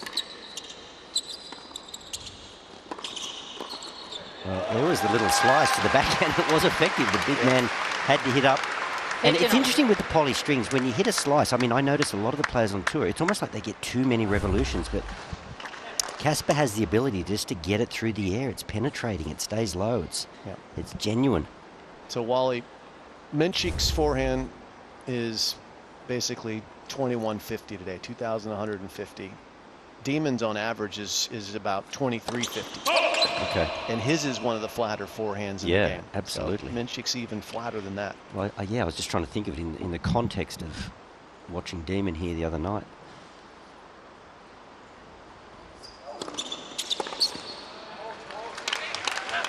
$30-15.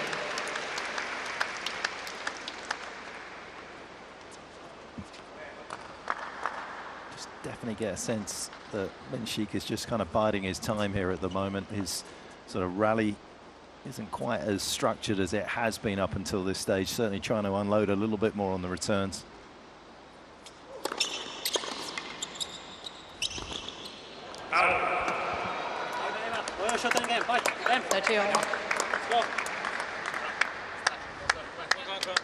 Just a couple of those in the opening set in service games that became very costly for him.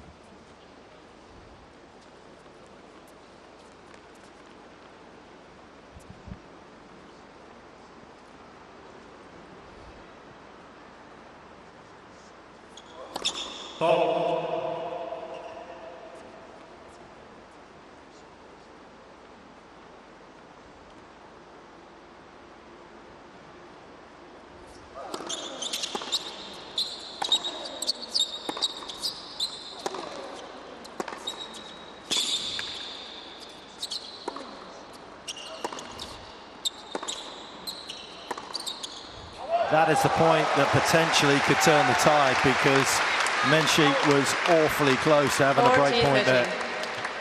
Great defense. And the benefit of having a lot of topspin on your backhand is apparent when you're able to dip it that short in the court. Mensik's backhand cannot do that. He can hurt you with speed and length, but he can't dip it quite like Casper did. That was awesome.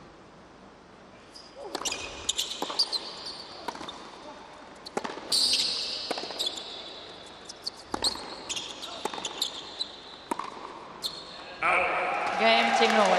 That's a big, big hold in the opening set. Every time he failed a little bit with the forehand, it was costly. Not that time around. 3-2.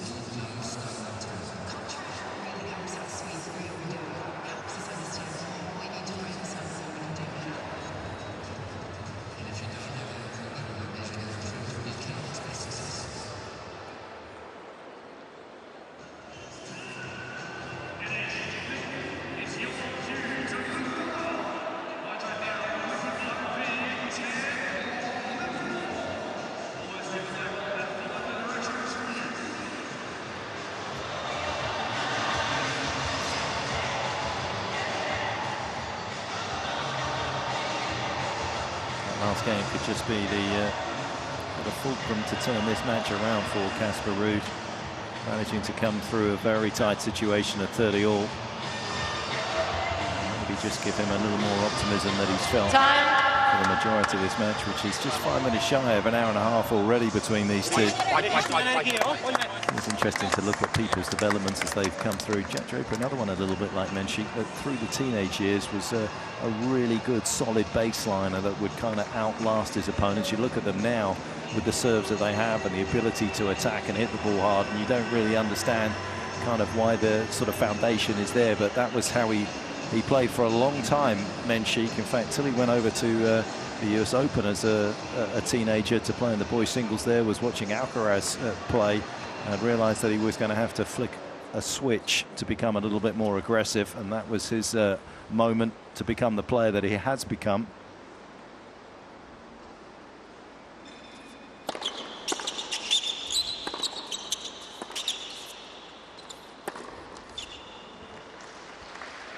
Love 15.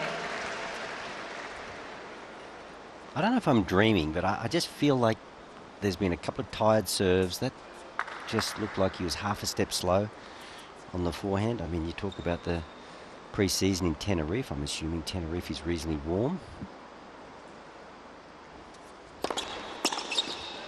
Yeah, reasonably warm. I mean, it's a good temperature.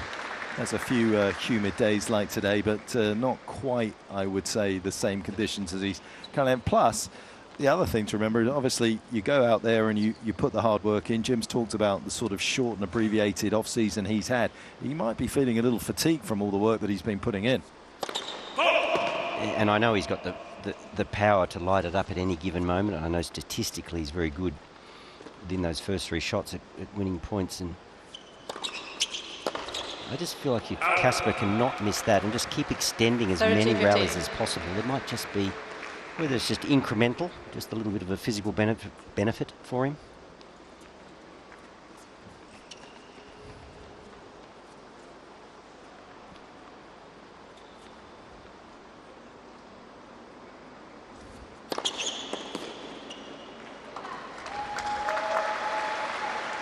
You look at that in terms of pressure, you get that second serve, you make that error, and then bang, it's a big first serve. There's 2 points just wasted, nothing taken out of Mensik.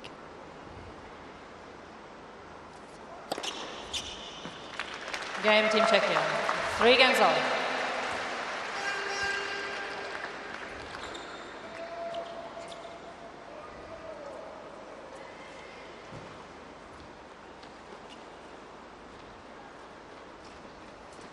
It takes a lot of energy to hit a big serve, but it does take the kind of work rate down a little bit when you can deliver as accurately as that, and it does just allow you to try and bide your time till you get a second wind.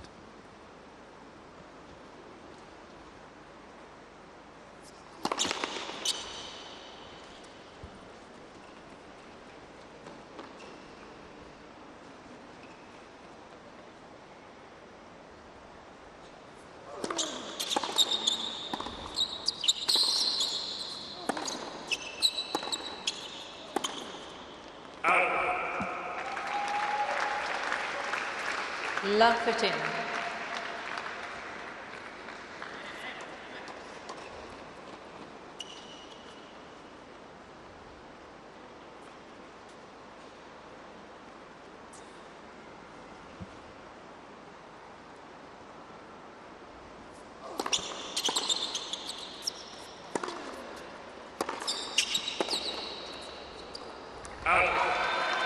Just coming a little bit too quick for him at times. Those last 2. Love 30. Hard, low, deep.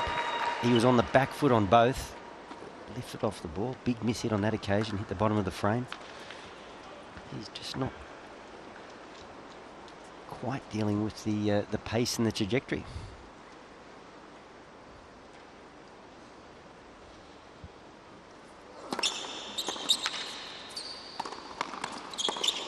Wow. That was just clinical from Mensik. Solid return. There was nothing to the approach from Casper, and the pass was just ABC simple. No risk taken. Big reward available now, though. Love 40 for the Czechian. Casper had love 40 at 1-0. Couldn't deliver. Can he bail himself out here?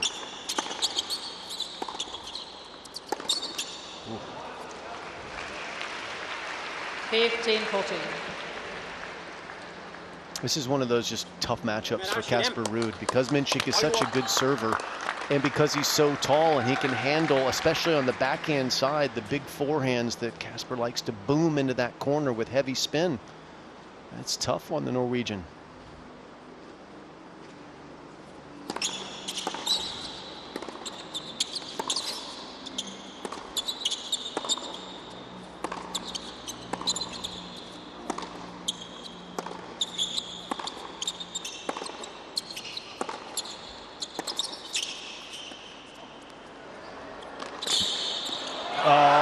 What a response to the drop shot introduced by Ruud. And Mensik takes full control of the match. Team Czechia leads 5-4 against the 3.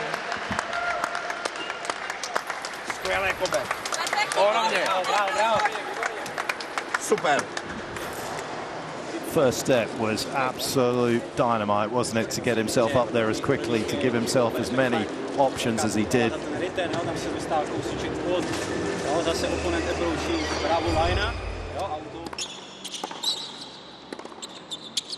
Found the backhand of Casper Ruud's off the return. That was crucial to start this rally.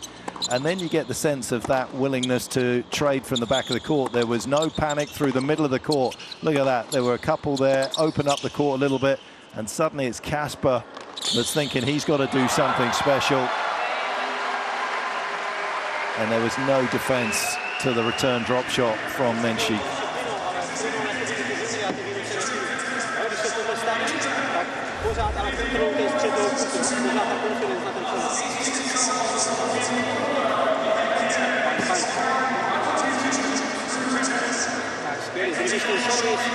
A little bit of his idol in that last point, wasn't there? The return of serve that found the backhand of the opponent, and then the trading through the middle of the court, and then waiting for the opponent to kind of open up the angles for him to then go and explore and exploit. Practiced with Novak prior to Wimbledon in 2022. Got to see it, the great champion that he is. Work, rest, lunch, all the little details. In fact, for a while they were both using the same data company.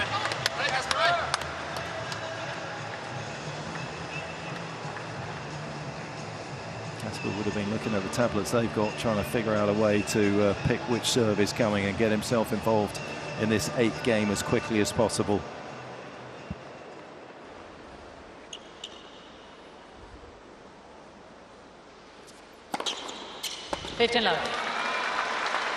Petch, you said on that break point, you know, Casper felt like he had to come up with something special, and that's sort of the feeling I get here courtside. When he's rallying, it's almost like he's playing like there's an implied threat up the other end of the court. So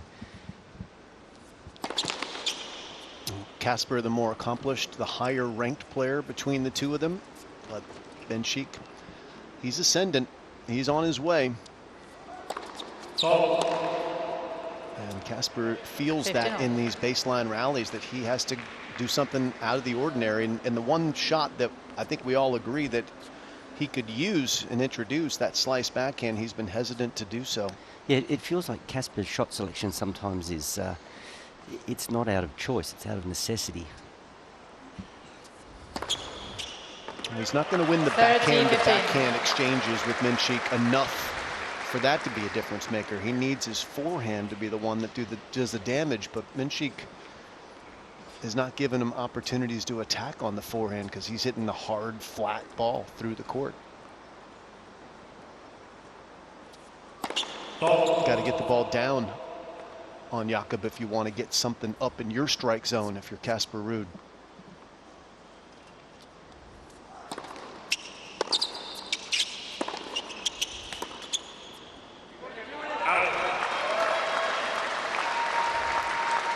(40-15).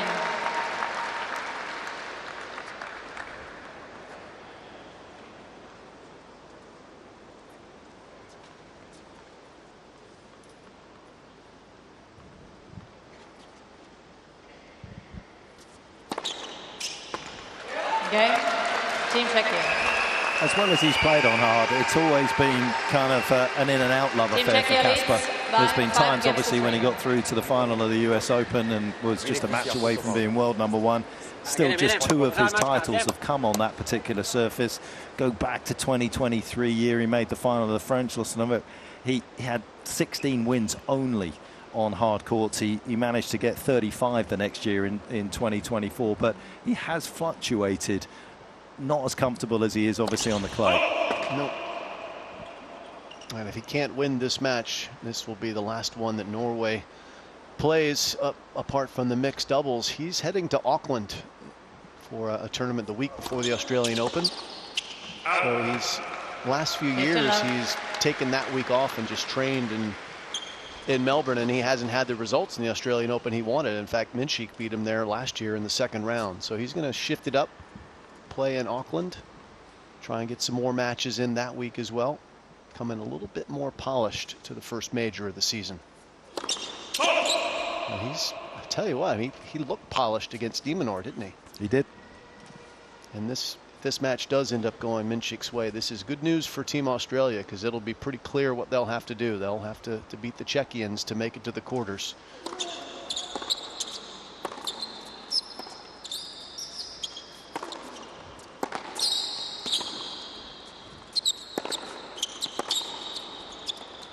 Oh, he didn't do it. He didn't do it. Come on. Power and finesse. 15-0. You said he likes Novak, said that's his idol. Well, Novak pretty much patented this shot, the down the line backhand drop shot winner. That was phenomenal.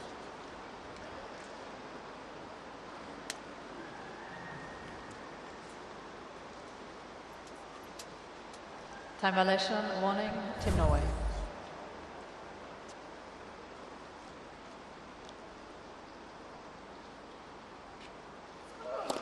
Out.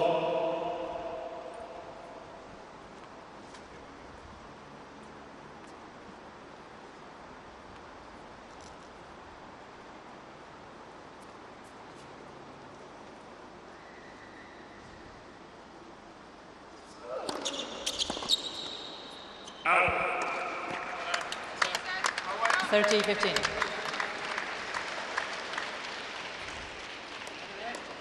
Just as Jim touched on there, you can see there, this is Group D action that we're currently watching out here. Norway will be done and dusted if Ruud can't win the next couple of games.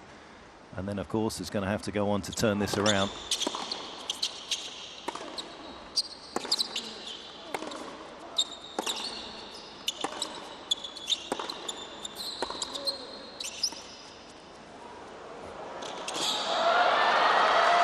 Straight shootout, as Jim said, against Australia for Czechia. Yeah, there's certainly a chance for either Czechia or Australia, whoever loses, to make it as the second best, as the next team in the quarterfinals, the best second place record. But it's a clean shot if you win, that's for sure. And if you're Australia, you'd like to know that going in.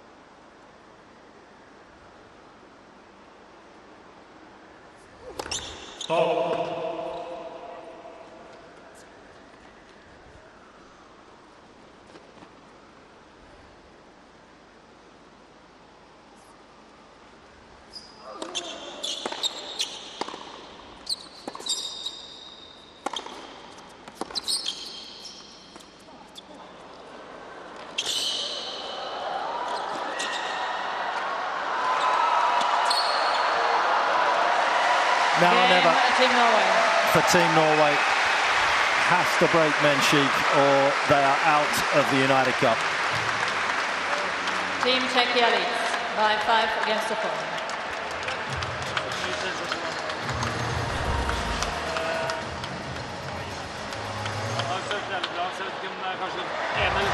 Maybe a little bit of an elaborate reply that time from Mensik, but once again, just underlining what Jim said right at the start of this match, just how well Mensik, as a big guy, moves around the court. We've seen much evidence of that.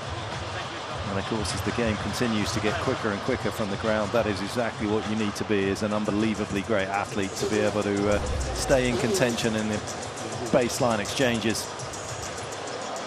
Players now routinely sort of at 80 miles an hour off both wings.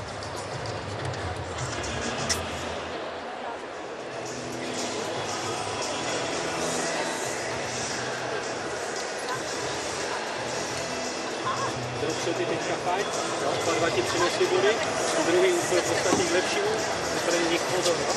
Když tam sezóny 4 riziko v podstatě nízkoprocentní varianta. Takže jako může být, klidně může být 3krát to gemu, ale správně složit sezónu třeba.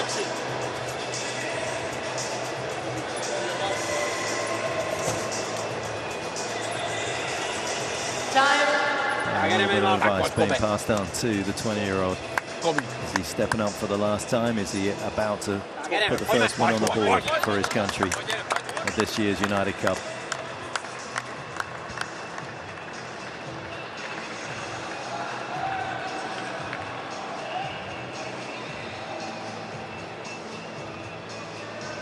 Had an amazing run in the breakers in that run through to the title in Miami. Won all 7 in that particular tournament. He has shown that in the bigger moments he steps up and is ready to be counted.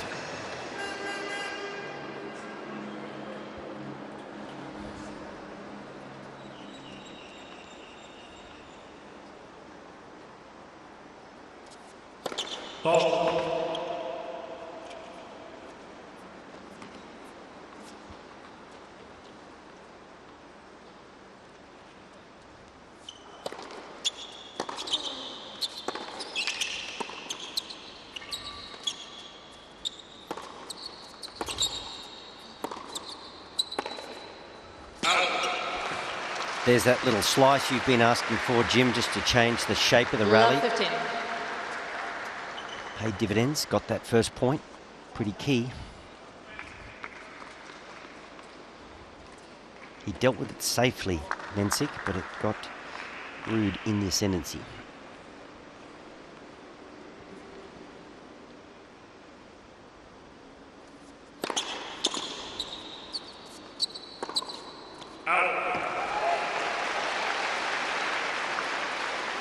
Love 30. All right. And the backhand faltering just a little bit, and the door opening as well for Casper Ruud to maybe get right back into this contest.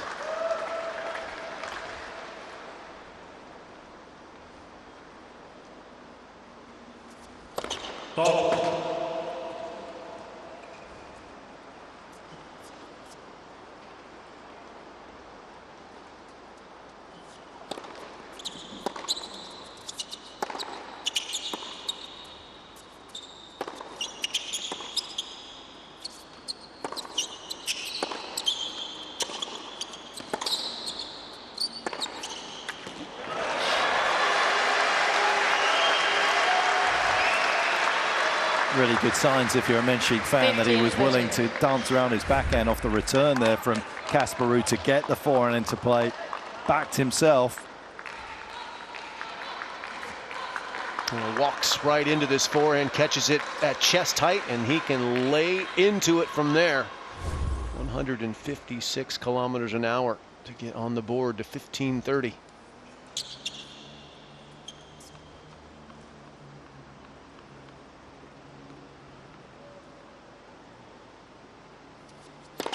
Let first serve.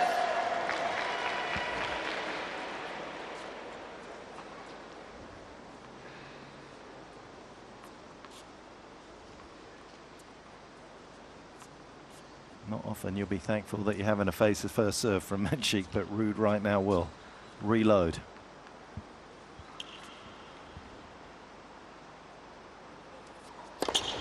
Same outcome this time. It doesn't kiss the net on the way through. 30 all.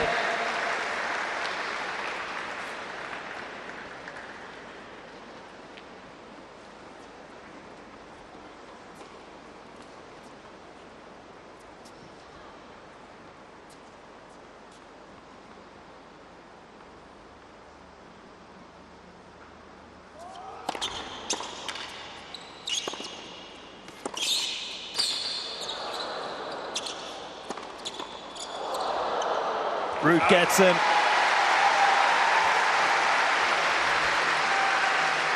Didn't do a lot wrong. 30-14.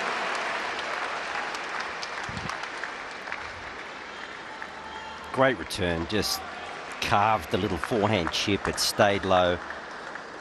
Forced Mensik into a part of the court he didn't necessarily want to be at this stage of the match.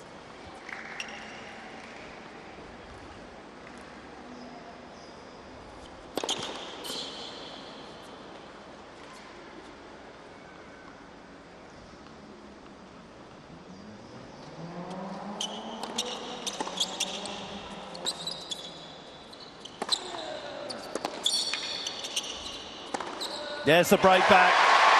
Game, Team Norway.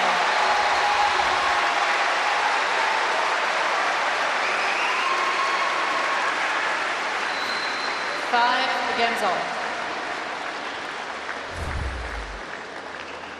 Good return, stayed in close on the second serve return, and the forehand had let him down on some big points earlier in this match. Not that time. There is a pulse in this contest. Once again, it was nearly lights out for Norway.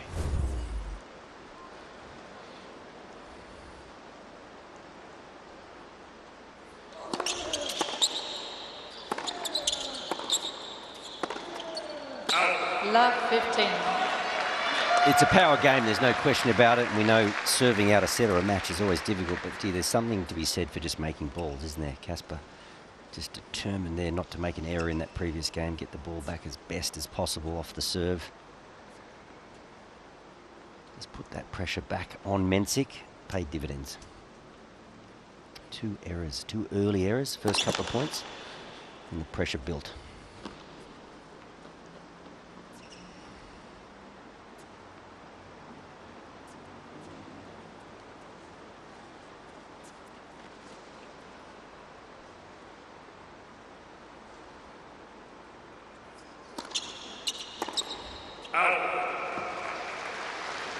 That was a wicked second serve. Took a lot of speed off of that one and hit it super short in the court. And boy, Mensik was way out in front trying to get it, and then decided to lunge at it and go line and missed it badly.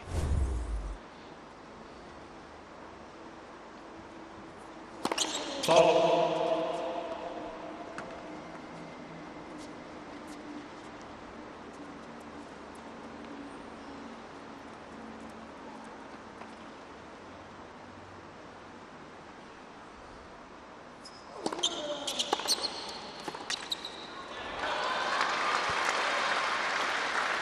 (15-13).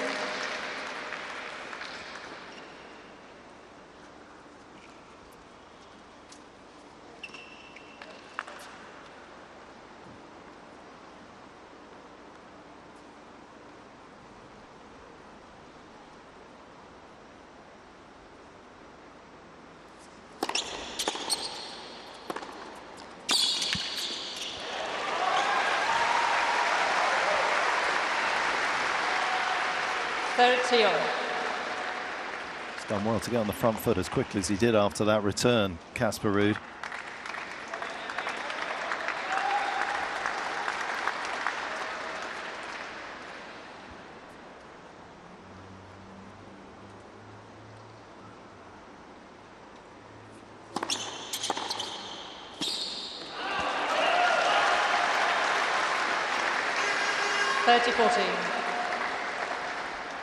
Well, the textbook says that you should go into Mensik's forehand on the bigger points to test it out. Mensik himself knows that it's coming, and he looked as though he was sitting on that particular return, and an opportunity to get the break back straight away.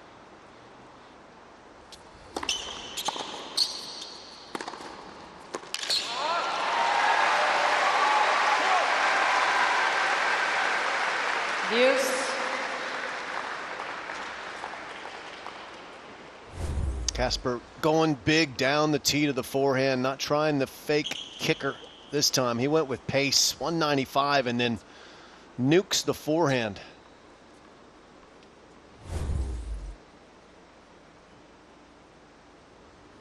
Tried the soft one out wide that time at 161, catches the tape. Mensik up close as he likes to be for this second return, ready to pounce.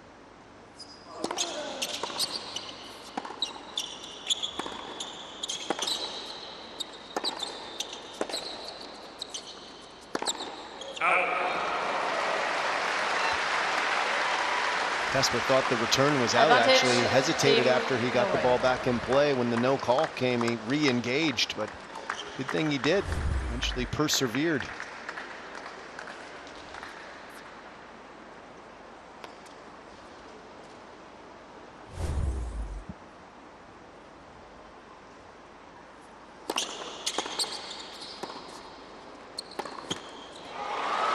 The forehand fails him, Mensik, and it allows Casper to get off the hook and move a game in front, 6-5.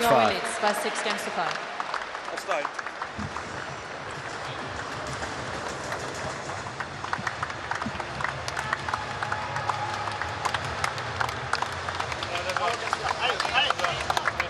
A little more disappointment for Mensik to have to deal with this changeover after Ruud not just gets the break back, but then saves the break points with some beautiful tennis.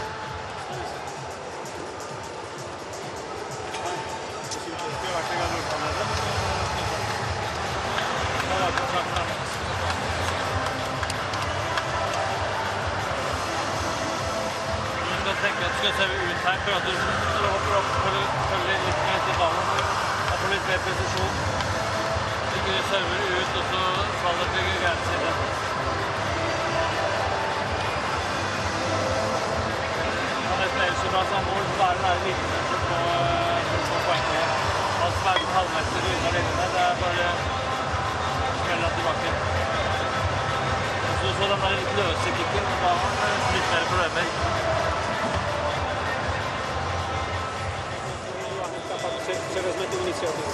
Jo, takže klidně takový ten krátký, takovou tu krátkou vyklápěčku, ten angle. A všechno ostatní.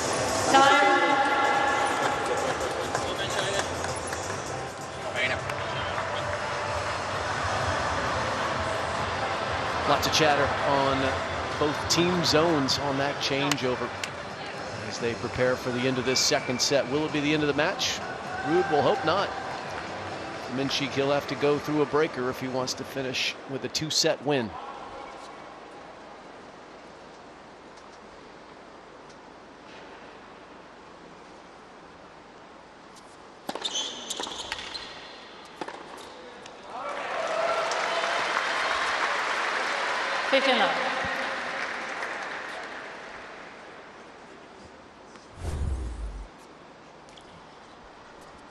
It's tough in this match. You sort of look for trends, you look for momentum, but this man Mensik, just showing us there, he can turn things around really quickly with just a couple of big shots, a couple of big serves.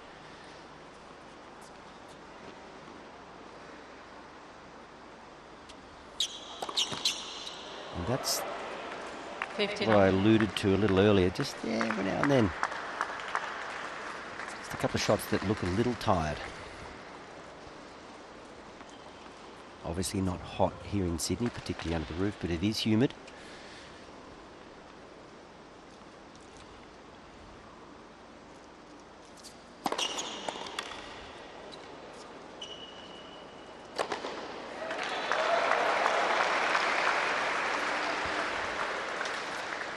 For about 3 pairs of hands as Mensik makes sure that he buries that one. Is that the English cricket team up there, Pitch?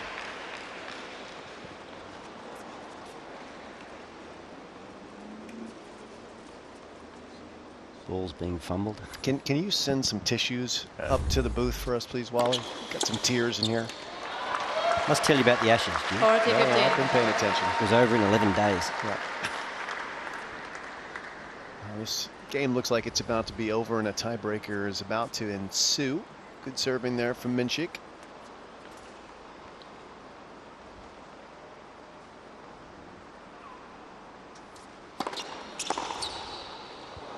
Not so fast, says Casper. Cracks that forehand off the line. 40-30.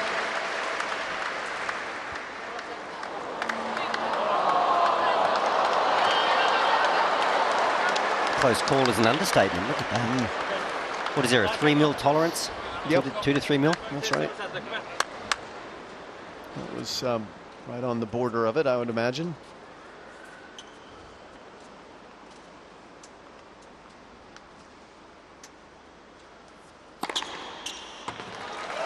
Game, Team Czechia. That, however, was in whether you were serving at the juice or the outside. Mensik introducing the ball once again to the line off his serve and introduces us to the first tiebreaker of this contest.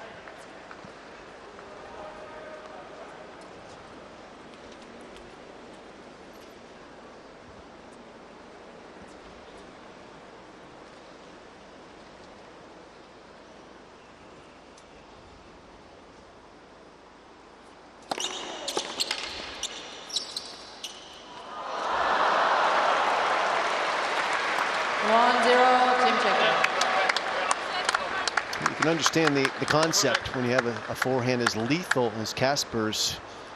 You can use that drop shot with great success, but that one hits the tape, and the first mini break goes to the Czechians.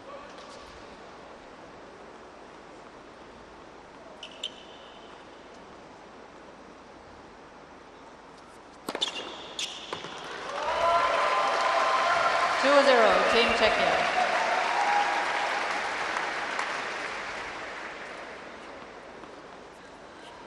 Has a tendency to go bigger in the breakers, Mensik. If you follow his sort of tiebreaker career, it's he does not back down.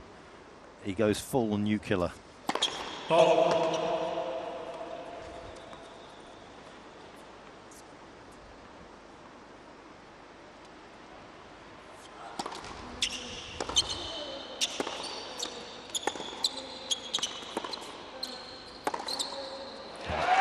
Been a devastating shot for him, that short, quick angle across the face of Mensik. 2-1, Team Czechia.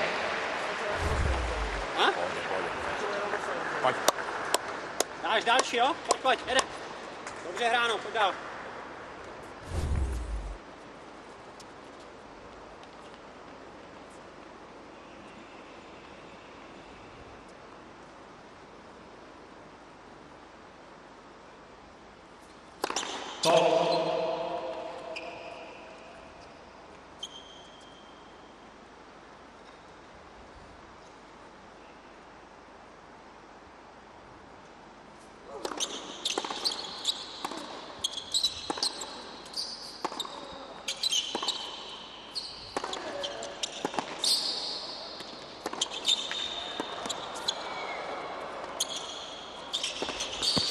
Sensational from Ruud.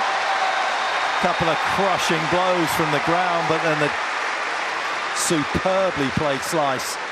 2-all.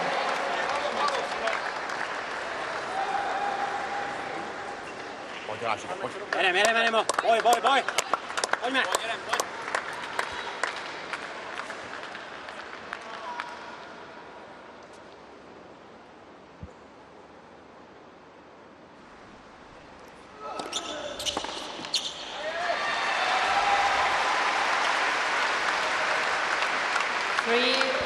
Team Norway.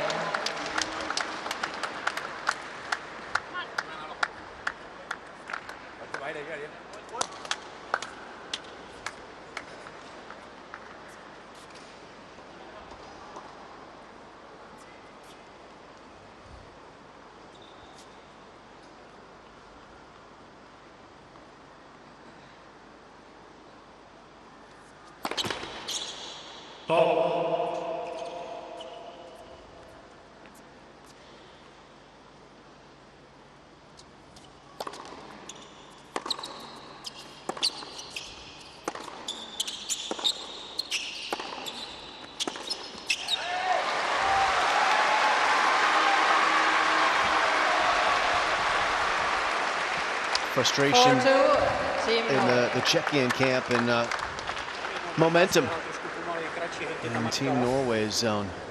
Forehand falling apart on that last point. Didn't look like his legs were underneath him on that shot. And it's been pretty physical here the last little bit.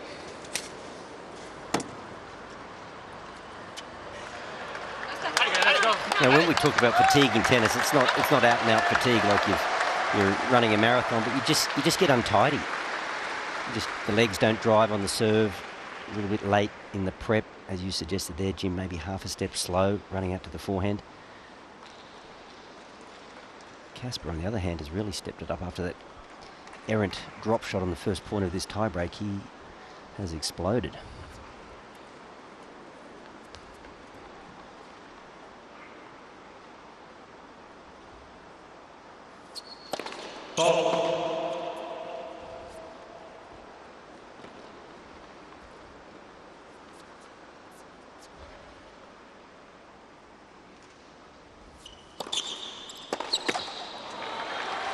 Well, that was a real let-off. I guarantee if you're Christian Ruud right there, you're saying, make this return at all costs. What was he doing standing in so close on that one rather than just standing back and starting the rally? That was an interesting choice. The other thing too, when you stand that close on a second serve and go for it, if you don't quite get it right, you've got to backpedal anyway. Almost hard to recover.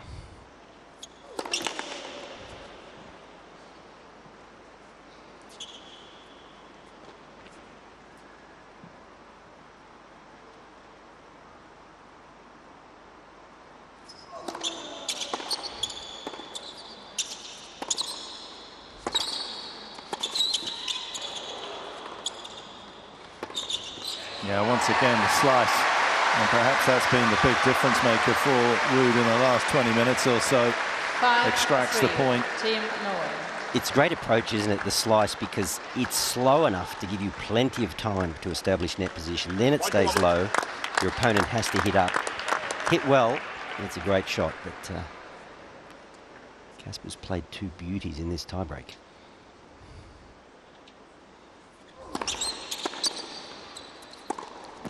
Clipped the line. Big mini break back from Mensik.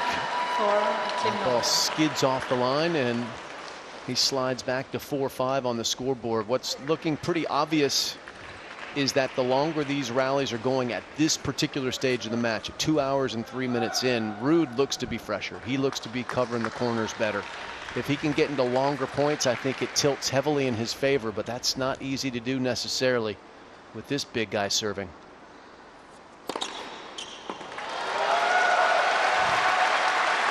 He's almost got a little bit of a ball toss that heads a bit further to the right than you expect, and you almost feel as though that's going to be the serve that's going to be cut down the tee. And you could see there, Casper, even though he's been burnt out wide a number of times, was looking for the tee serve.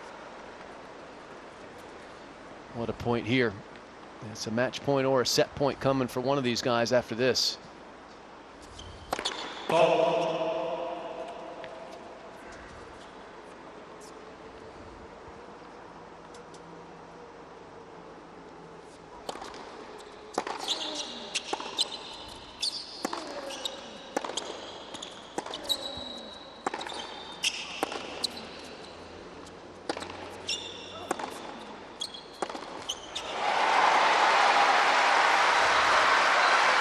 An examination of the forehand early on in the rally, and then just didn't get his feet in position there, Mensik.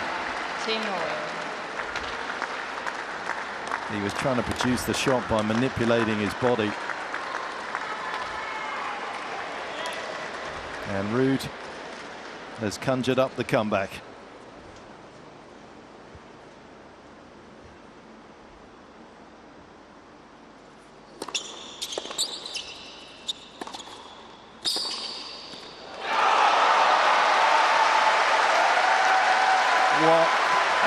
Shot that salvages the situation for the time being. It's a great forehand from Mensik when he had to have it, but let's be honest, this approach shot doesn't have location. It's too safe, and the big fella sticks out a paw and extends the set to 6 apiece. But Jim, I'm just not a fan of approaching to the forehand. I know this guy's forehand is shady at times, but you approach the forehand, you've got to chase the ball, you've got to cover line, you're susceptible. I just feel like sometimes you go to the backhand, you're going to have to volley, but you'll get a volley.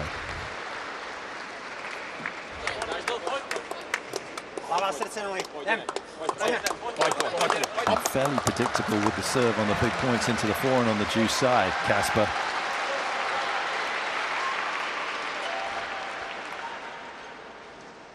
you feel like he needs to mix it up.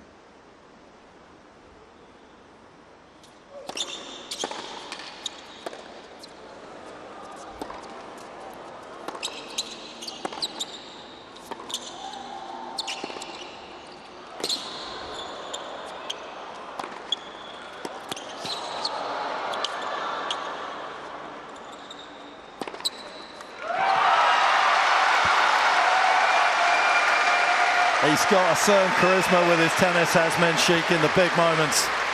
7-6. And he did not need a second invitation to crush the backhand down the line. And he took a stranglehold of the point. And Czechia could take an unassailable lead here.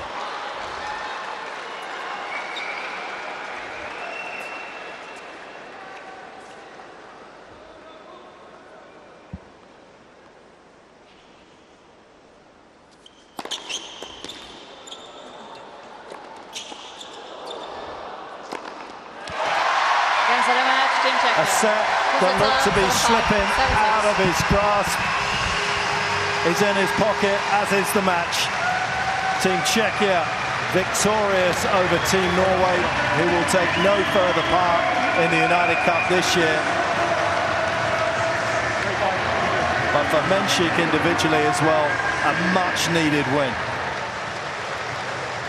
He's huffing and puffing and paying his respects to Team Norway. He would have earned their respect with that performance as well. 2-0 against the best male player Norway has ever produced, Jakub Mensik, in Australia. Both times, last year at the Australian Open in the second round, a 4-set win. This one, a hotly contested 2-set victory, 7-5, 7-6 in 2 hours and 7 minutes. Mensik doing the work in the offseason and getting the reward. But Casper Ruud should feel pretty good about where his level of tennis is as well. A few errant forehands at times. He'll have opportunity to play a bit more, perhaps in the mixed doubles coming up soon, but certainly in Auckland at the ATP event there in a week's time. But it's Team Czechia that secures victory with 2 singles wins.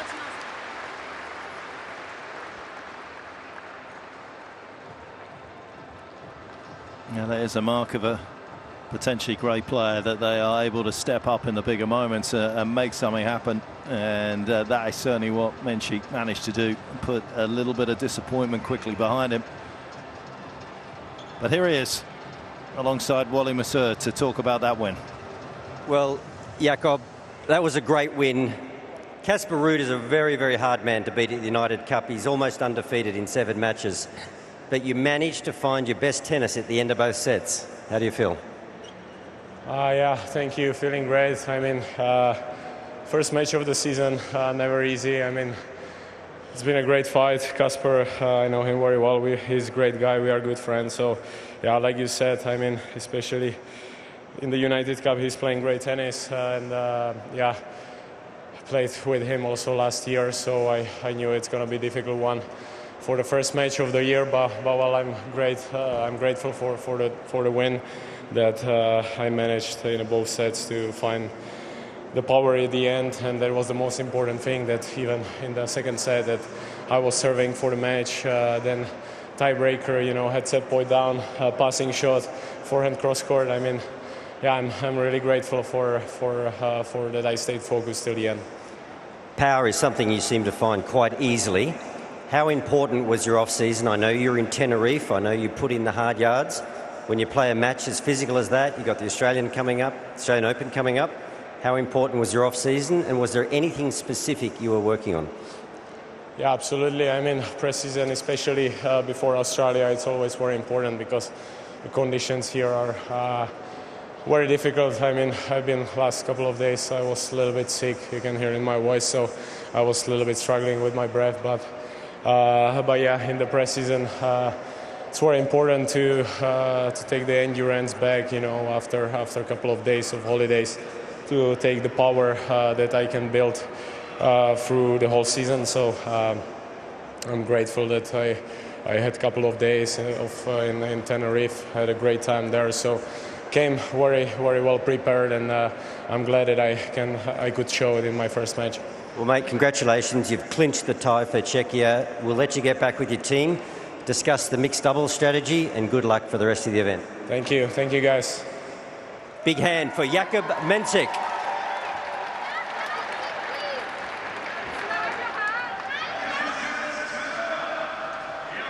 Casper still contemplating life down the other end of the court. How that second set in the end got away from him. It looked as though it was going to be a relatively straightforward win for Mensik, but then the complications came. But at the conclusion, a worthy winner as Mensik goes through, and we take once again another look, and good signs all round. Yep, good serving from Mensik. 16 aces against Casper Ruud, who was playing up close in the ace prevention position but couldn't quite get enough of them. And some really rock solid hitting overall from Mensik. I mean, he had a lot of winners. He had 38 winners to go against his 28 unforced errors. So it was good aggression, good risk management from him. Casper Ruud had his chances, and he certainly hit plenty of quality shots, but he'll regret the set point selection on what he did with the forehand approach. It wasn't enough. It was nowhere near where it needed to be in the line, and Norway is in an unrecoverable position here, but they still have the mix to salvage a little something good out of today.